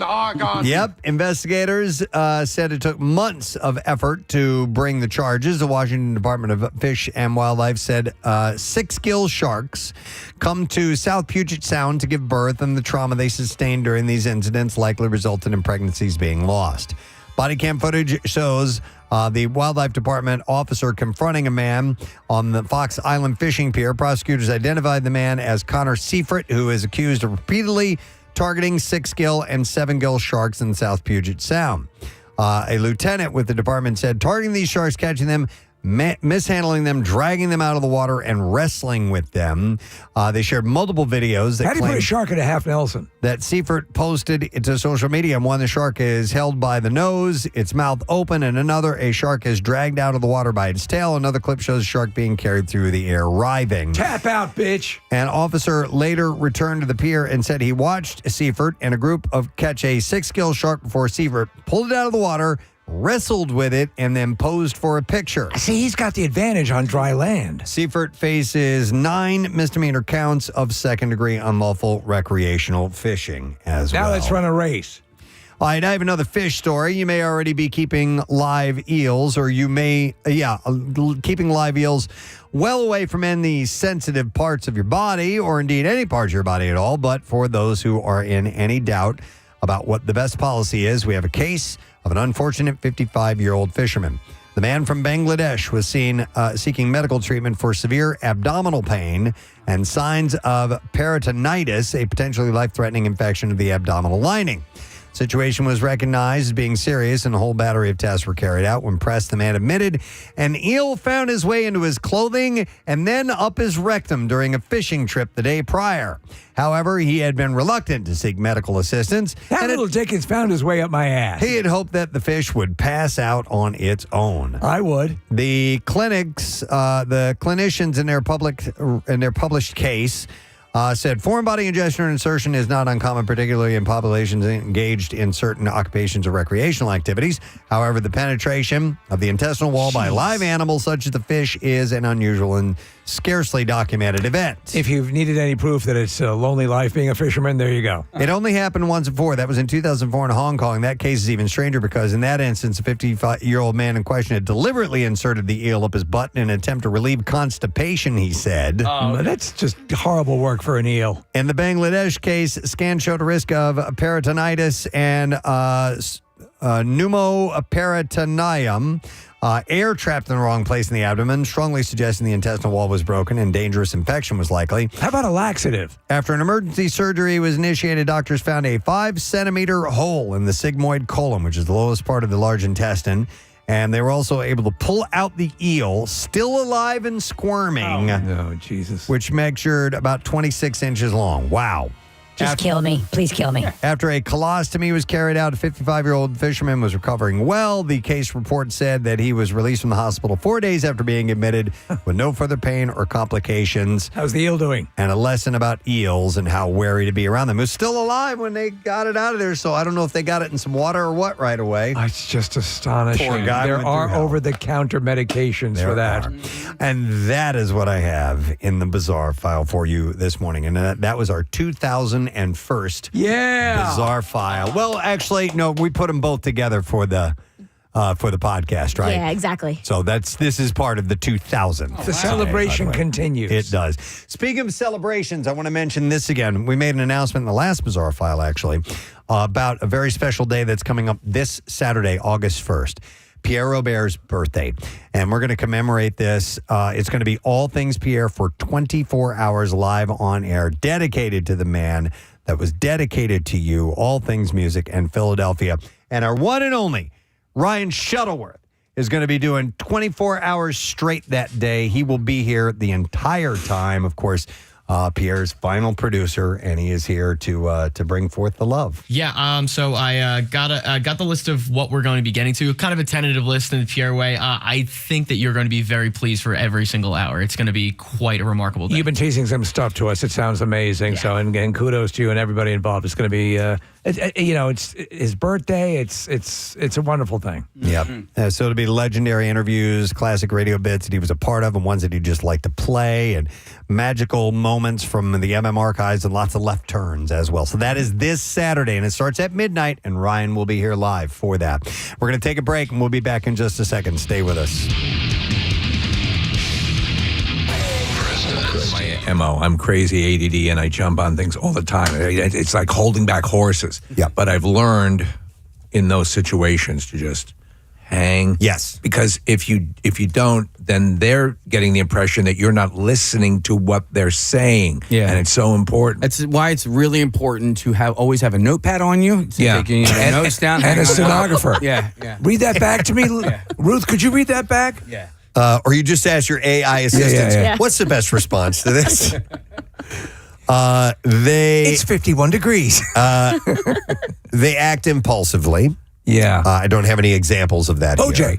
Right. Yeah. I'm sure that wasn't planned, right? No, yeah. But no, they act before they think. You know, Okay. it's just, you know, and action is not just action, but like action in words. And, you know, you might just say something. Because I've done that. And I'm like, and I've said something, I'm like, I didn't mean that. I really didn't mean that. I don't know why that came out of my mouth. I don't know why I took my pants off. Yeah.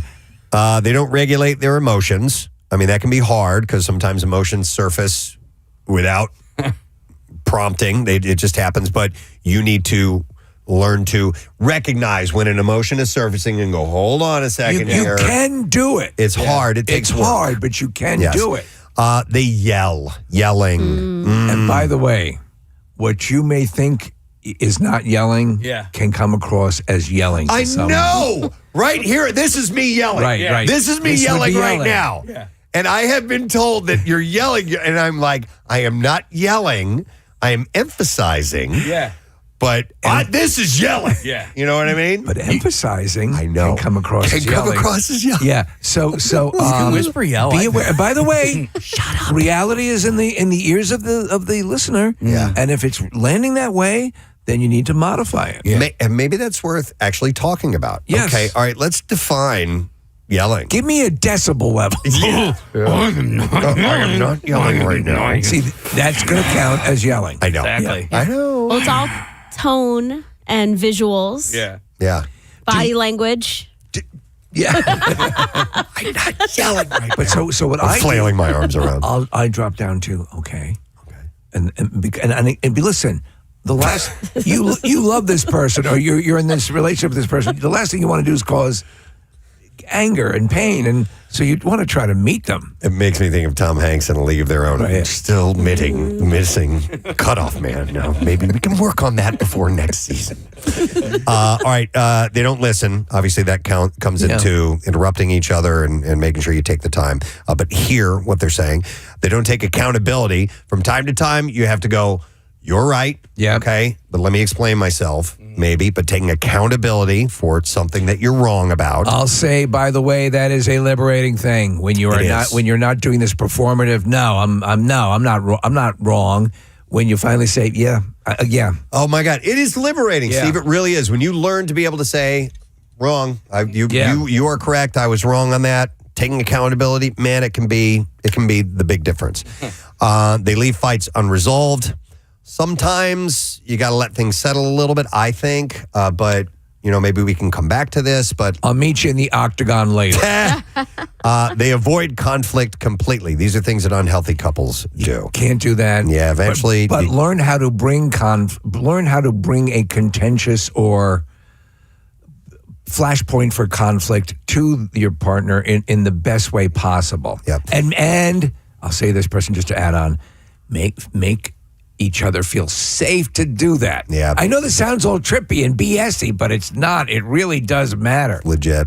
And then number 9, they repeat unhealthy habits. So if you're like, we're fighting all the time, you need to take a different approach. You need to take an Ambien. One of us needs to take an Ambien here. And I think it's you. It's you. I hate you. I want to fight you. I hate you. I hate you more than anything in this damn world. All right. I want to fight you. I thought these would be interesting leading into Valentine's Day. One more gift that is absolutely free. We're having a Valentine's Day weekend here at the radio station. You can call and request a song for your loved one. That's a great idea. Dedications, all listen this. to the radio all week. All that stuff is happening this weekend. All right, that's it. So last Friday was Cardboard Classic 2026. And I think, and you know how terrible we are at keeping track of things, I think that was our 20th one. Because we took a year off for COVID. Yeah. And I think that was either our 20th or 21st one that we've done. It's hard to say exactly, but doesn't matter. Leading into it, we had rain, heavy, the night before, all night long, and it made the conditions a little funky. And I'll be honest, I was expecting the worst. I was, you expect the worst, hope for the best, but expect the worst. And that's kind of what it was like going into it for me personally. And at the start, we weren't sure, but once everybody got their footing, and it ended up being, and Casey said it, I think it's possibly the best Cardboard Classic we've ever had. And I know that's a bold statement. It's certainly a contender. I'll tell you what happened because of that, Preston. We had a really good infrastructure. We had a lot of people who were just dialed in and helping. Obviously, Montage was on their game. All the people from, Chuck to all you guys and everybody was assisting made it move. The thing that was wild about that rain, I think in the long run, it ended up favoring the larger, heavier sleds. Yeah. They seemed to do the best. It was wild. Yeah, I mean, at one point they had to go down the runs and do like a calcium treatment on it, and I think that actually made a world of difference. Yes. Yeah, they did. They took out what looked like a seed spreader that you would use on your lawn for putting seed out or putting out fertilizer, whatever it may be, and some dude who was able to walk up and down that hill That guy and was not amazing. fall down. He was incredible. Went out and doctored up the slopes and then ended up being great. And also, I mean, the sleds, the performances, the people, that's what made it what it was. It was absolutely incredible. The creativity, the craftsmanship.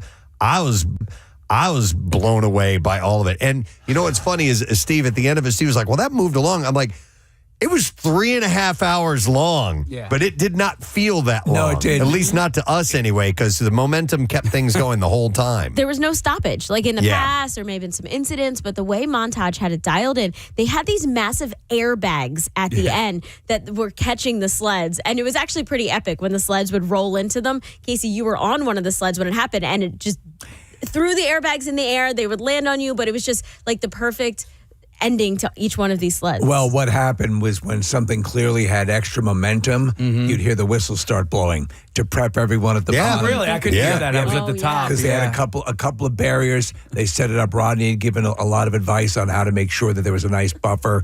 But man, that was wild. Yeah, Casey, because the staff was all back there. So if somebody saw with momentum, that was like the sign to clear out because this thing could be flying. So to run down the winners, and our phone lines are all lit up with people who are there. So we're going to have to go to these calls here momentarily. But this year in the categories, our favorite fail went to this group called the Sleazy Riders. Richard Williams was a captain. They won $500 from Pro Team Collision. It was a motorcycle theme, and it was a tremendous collapse about a quarter of the way down the hill. It's a real cool hookup, and I'll give you the full details in a little bit. Matt Cord will be in for his second appearance on the Preston and Steve show today. That's right. To get us the letter of the day, and we'll have that in a moment. But we have something else to give away right now via the lesson question, and it is a pair of tickets as MMR rocks the Wine Safari at the Elmwood Park Zoo. Ooh. And this is going to be Friday, August 7th. If you can answer this question correctly, it's when we had Harvey and Marc Summers in earlier this morning. We found out that Harvey was in the running to play what Keanu Reeves role? 610-660-9333. Did you hear that? It was about 7:43 this morning. Harvey was in the running to play what Keanu Reeves role? If you happen to know, then you should give us a call right now. 610-660-9333. The trash business is a gold mine. 93.3 WMMR with Preston and Steve's Hollywood Trash. All right, it's brought to you by Sunny Mac Solar, your trusted full-service solar partner and Steve's solar provider of choice. Visit sunnymac.com and get yourself a free savings analysis. What's up this morning, Steve? Well, Preston, actress Emma Roberts and actor Cody John are officially married, having tied the knot over the weekend. Emma's father, Eric Roberts, was absent from the ceremony, claiming he had to stay home to sign for an order from Omaha Steaks. Oh, my God. Minnesota Viking Everson Griffin was arrested Friday night for driving 62 miles an hour in a 40-mile-per-hour zone. The NFL was quick to proudly release a press release boasting that the arrest had nothing to do with domestic violence. Oh, hey! And finally, Larry the Cable Guy healing in a Nebraska hospital after suffering an emergency appendicitis. Larry was reportedly checked in under his real name, Reginald von Habsburg. And that's your Hollywood Trash. We're looking for somebody to answer this question. Harvey was in the running to play what Keanu Reeves role? And Christy, first caller in, we're going to go to her. Hi, Christy. Good morning. Good morning, Ed. Good morning to see you, Christy. All right, what was Harvey going to play? What Keanu Reeves role? John Wick. Yes, John Wick. Hang on, Christy. Going to give you a pair of tickets for the event coming up that MMR is rocking with the Elmwood Park Zoo. It's the Wine Safari, presented by Key Bank. Friday, August 7th, you can sample wines from regional wineries, enjoy live music, and meet amazing animals while exploring the zoo after hours. Tickets available at elmwoodparkzoo.org. Now, Preston and Steve's Music News on 93.3 WMMR. All right, we're going to start with some news about Queen. The last Queen concert with Freddie Mercury that was professionally filmed was also notable for another reason. Their 1986 performance in Budapest was held exactly 40 years ago yesterday and was the first Western stadium rock show to take place behind the Iron Curtain. That legendary performance is coming to the big screen. About the film, Brian May said, Peter Jackson's team have done a magnificent job of restoring the original film footage at the highest resolution ever. It's pristine, and the quality is breathtaking. I know a lot of you aren't familiar with the music of Queen, and I don't know none much about you neither. He said, I think that you're... Could you do the rock? Can you do the bass part to Another One Bites the Dust? Do. No, that's... Under pressure. That's Under Pressure. That's it. Thank you, Rock. Yeah, I'm good. All right. So he said that it's pristine. The quality is breathtaking. I think you're going to love it. It's kind of like a crazy little thing that I like to call love. For the sound, he said we've been able to do some top quality restoration work as well. Now in IMAX and movie theaters, it's going to be definitively the most real experience ever of us, Queen, in our glory days. So having gone to Budapest, it was very cool because there's still remnants of the Soviet occupation, and it was pretty wild. Oh, they had it too, for they got to enjoy the Nazis and the Soviets. Yeah. He said, I think people will get lost in it and even forget that they're watching a film. You're going to forget you're watching a film. Queen Budapest will premiere in cinemas and IMAX worldwide beginning October 7th. How great that Peter Jackson's turned his capabilities to restoring some of these. I mean, with the Beatles. The Beatles and with Queen, it's amazing. Bon Jovi enlisted some high-powered help to join them for the encore at the end of their final night at Madison Square Garden. For Sunday many night. of you, it'll seem as if you're living on a prayer. I just like to get around. Sunday night closed out the band's 9-show residency at the iconic venue. So it fits that a musical icon would be called up to help and send the fans home happy. So fellow Jersey Guy Bruce Springsteen joined the band for duets on Bon Jovi's Who Said You Can't Go Home, as well as a rendition of Bruce's 1978 track, The Promised Land. So that's a pretty cool little way for them to wrap that He had that little hiccup with the health, right? And it was just basically one night where he wrapped things up early, but otherwise fine, right? Yeah. For the rest of it? Apparently, yeah, it went over very well. All right, speaking of people's health, this was sad to see. Carly Simon has revealed in a statement that she has been diagnosed with Parkinson's disease, saying that she's been learning how to live with it. The condition, after initially keeping the diagnosis private, she shared that the disease has brought physical challenges as well as anxiety, depression, exhaustion, and apathy, making some days much harder than others. She said that doctors diagnosed her after worsening mobility led to an evaluation at the Mayo Clinic, and she also underwent surgery for basal cell carcinoma during that time. How old is she again? I want to say she's 80. Yeah. I want to say she's right at about 80, Steve, but I'm not 100% sure. Despite spending years out of the spotlight, she emphasized that she has not stopped living and not stopped working. She ended her message with a hopeful one, writing, I am still very much here. So it's sad news to hear that.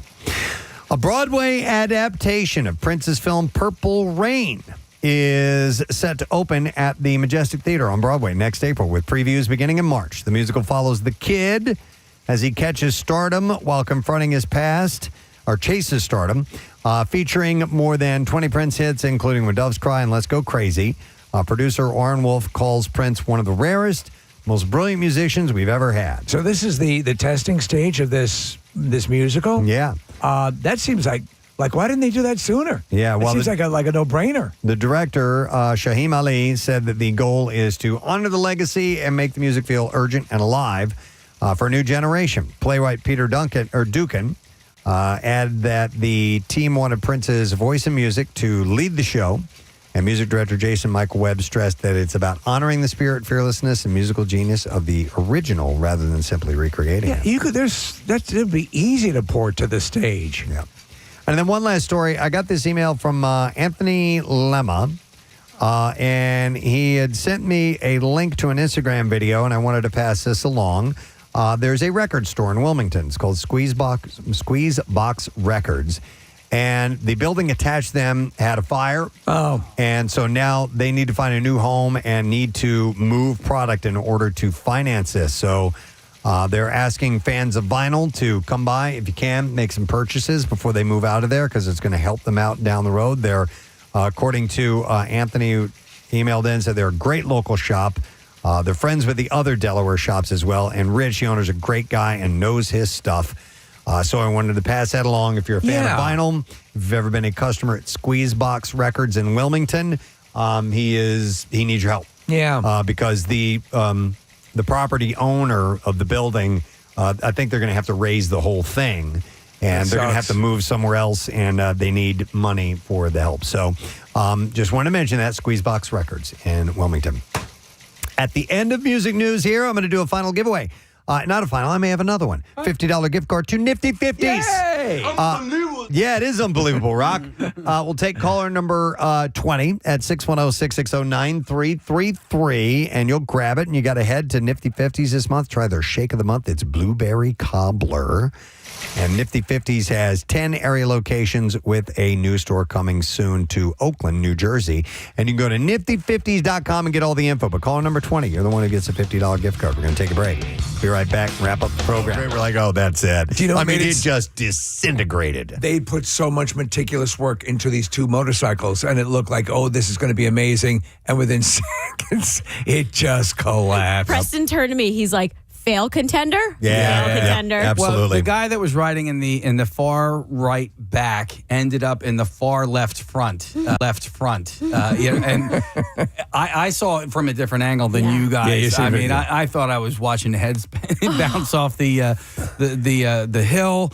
And they were great, because I interact with all these people at the top of the hill, and they were so much fun. By the way, the winner of fastest sled went to Max Gettner. The Wizard Sleeve was the name of his sled. He won $200 for that. And the interesting thing about that is there's one guy who builds these sleds. This guy, and then he gets different people to ride them. Oh, right? okay. Yeah. So this guy has built, I would say, like the last 8 winners of this event. You kept mentioning him, yeah. like sled after sled was coming down. And He's like, I built that one. Yeah. I mean, listen, he could have just been some hammered dude going, I built that one too. All right, the winner of Best Pacifico Sled, it went to the Pacifico Train. It was Brendan White. If I remember, it was up top and we were pushing that down. I'm like, this ain't going to make it. Yeah. And it didn't, but it was really fun and it was cool and it was Pacifico themed. So they won this full-on prize pack from Pacifico. The Best Screwball themed sled went to, and it was such a cool one, the Last Supper tractor trailer. On the side of this semi-tractor trailer was a rendition of the Last Supper painting, yet all of the players in the painting were members of the WMMR staff. And of course, Pierre was Jesus right in the middle. But all of us, members past and current, were represented in this thing. The artwork was fantastic. Yeah, I love what they did. It looked great. And Pierre just looks right at home in the Jesus position. So they won $1,000, by the way, from Screwball Peanut Butter Whiskey, which was really, really cool. Then on to the biggie, the design, best design. Third place went to Christopher Lloyd, Can Flux My Capacitor. Patrick Carr and Cardboard Sled Union 933 won $500. Second place was Sammy Vile with the Gremlins. That was, honestly, won $750. If I were a judge, that's the one I would have picked to win the whole thing. I don't know how you argue against that, but I mean, it was tough. There was so much great stuff there. I'm just so glad that I'm not a judge because judging this would have been super, super difficult. And winning first place was Mr. Peanut. Yeah. Mike Javorka won for the Minerva creation that he made and wins $1,000. And I rode down in that. And it was structurally sound, as you might imagine. Always. And did you know that Minerva, that stayed on the hill for the rest of the weekend? I did. They moved it over to Mountain Fest, and it was right there by the stage. It was hanging out. People were watching the concert from it, and then I happened to be watching the fireworks from underneath of it, and I just watched the entire. It was Celebration Fireworks, so we know the epic fireworks show. Awesome! And I watched it from right under Minerva. It was beautiful. That's so cool. And here's the cool thing. So that sled went second to last, and the last sled was Bob Haven's sled. It was a Pierre tribute as well.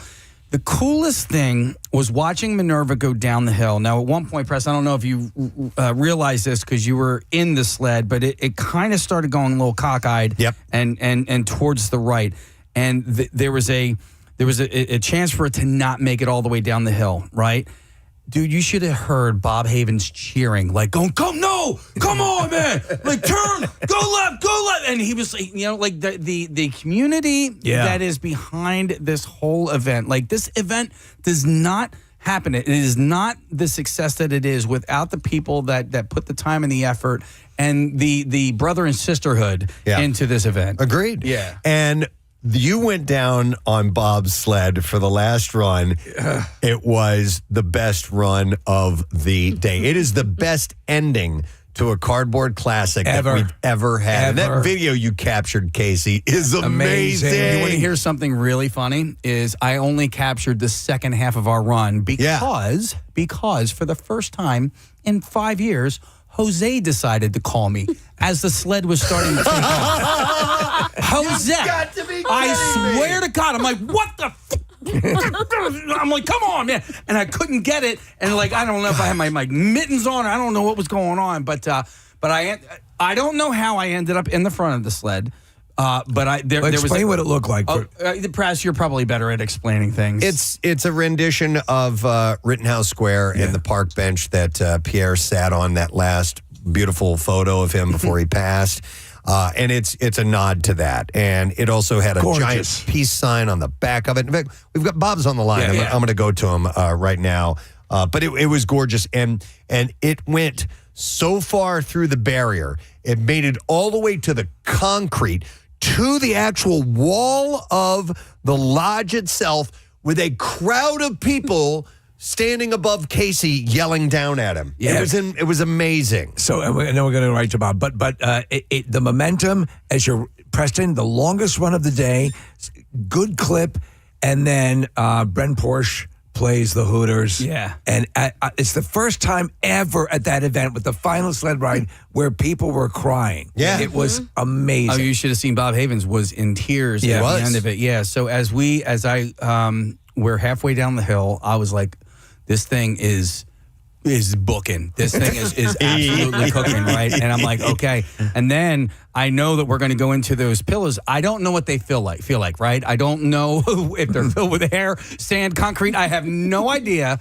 So I was like, okay, I'm just going to brace for impact at this point. And I do.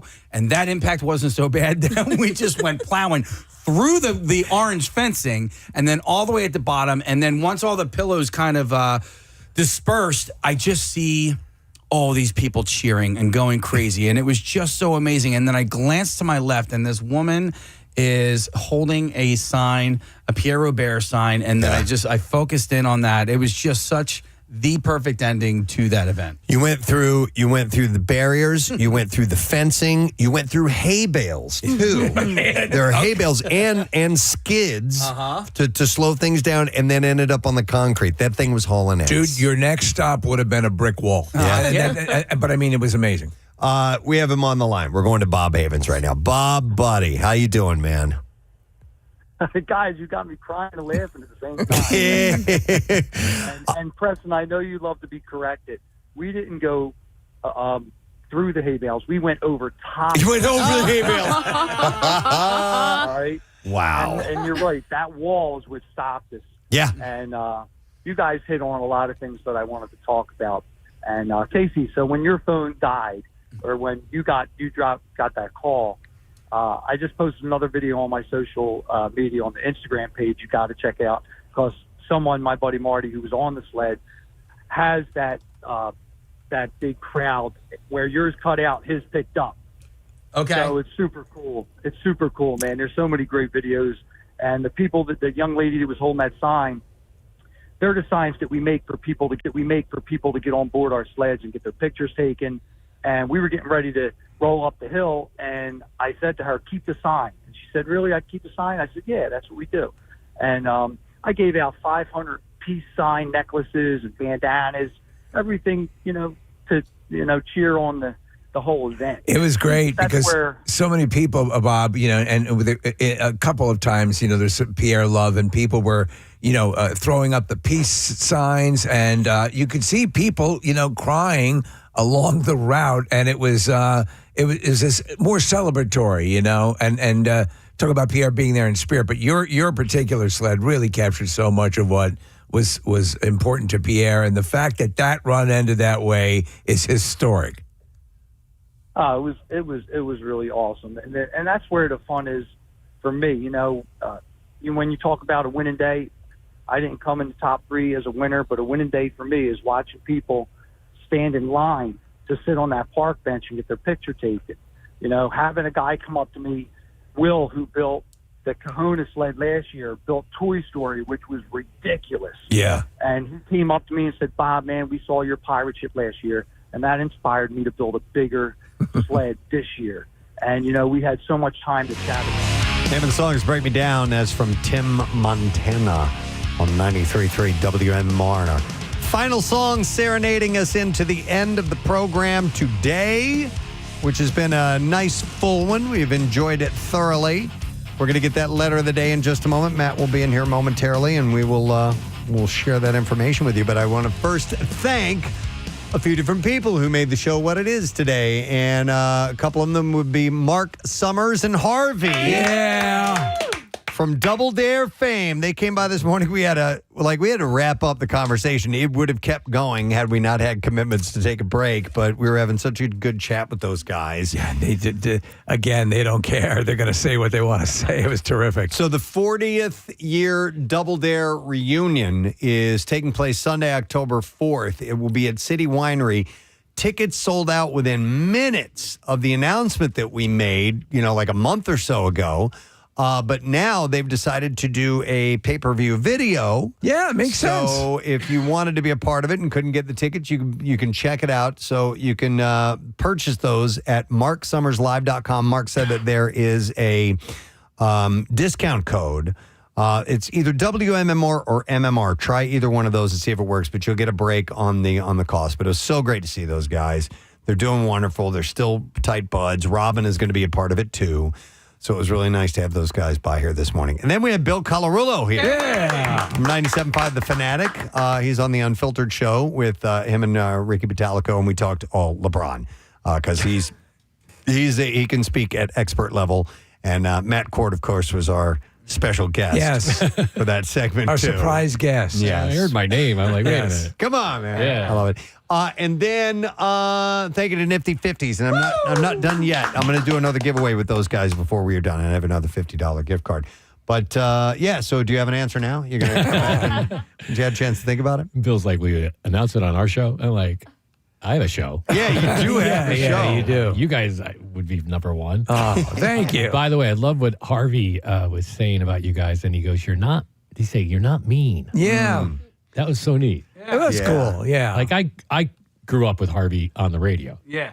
Like Q102 used to play rock. Yeah. And Harvey was there, and Helen Light, and David Dye, and Alex Damaris, and they would play like album sides. Oh, really? Yeah, this is back in the day where you could record, like, your cassette ready to Get go. ready, yeah. And they would say, side one of Steely Dan Asia begins in 5 seconds. What were they called back then? Q102. There was Q102? Yeah, Okay. But All right. they were a rock station. Okay. Yeah. I mean, MMR was still a rock station, but like Q was playing those album sides. I have so many like albums on cassette because of that. Yeah, totally. Tapers alert. Tapers alert. Yeah. But, and then he's MGK, right? And Yep. I mean, there's a lot of Pierre and Harvey, a lot of Harvey and Pierre when you think about it. Yeah, most definitely. And we're doing a special Pierre show coming up on Saturday. It would have been Pierre's birthday on August 1st, and it's 24 hours of all things Pierre. It's amazing. Ryan's broadcasting. He's going to be here for 24 hours. The whole thing he's going to be here for, which is going to be great. I'm very much looking forward to it. And we'll contribute a little bit on Friday as well leading into that. I have a special guest stopping by Friday. Excellent. I'll tell you later.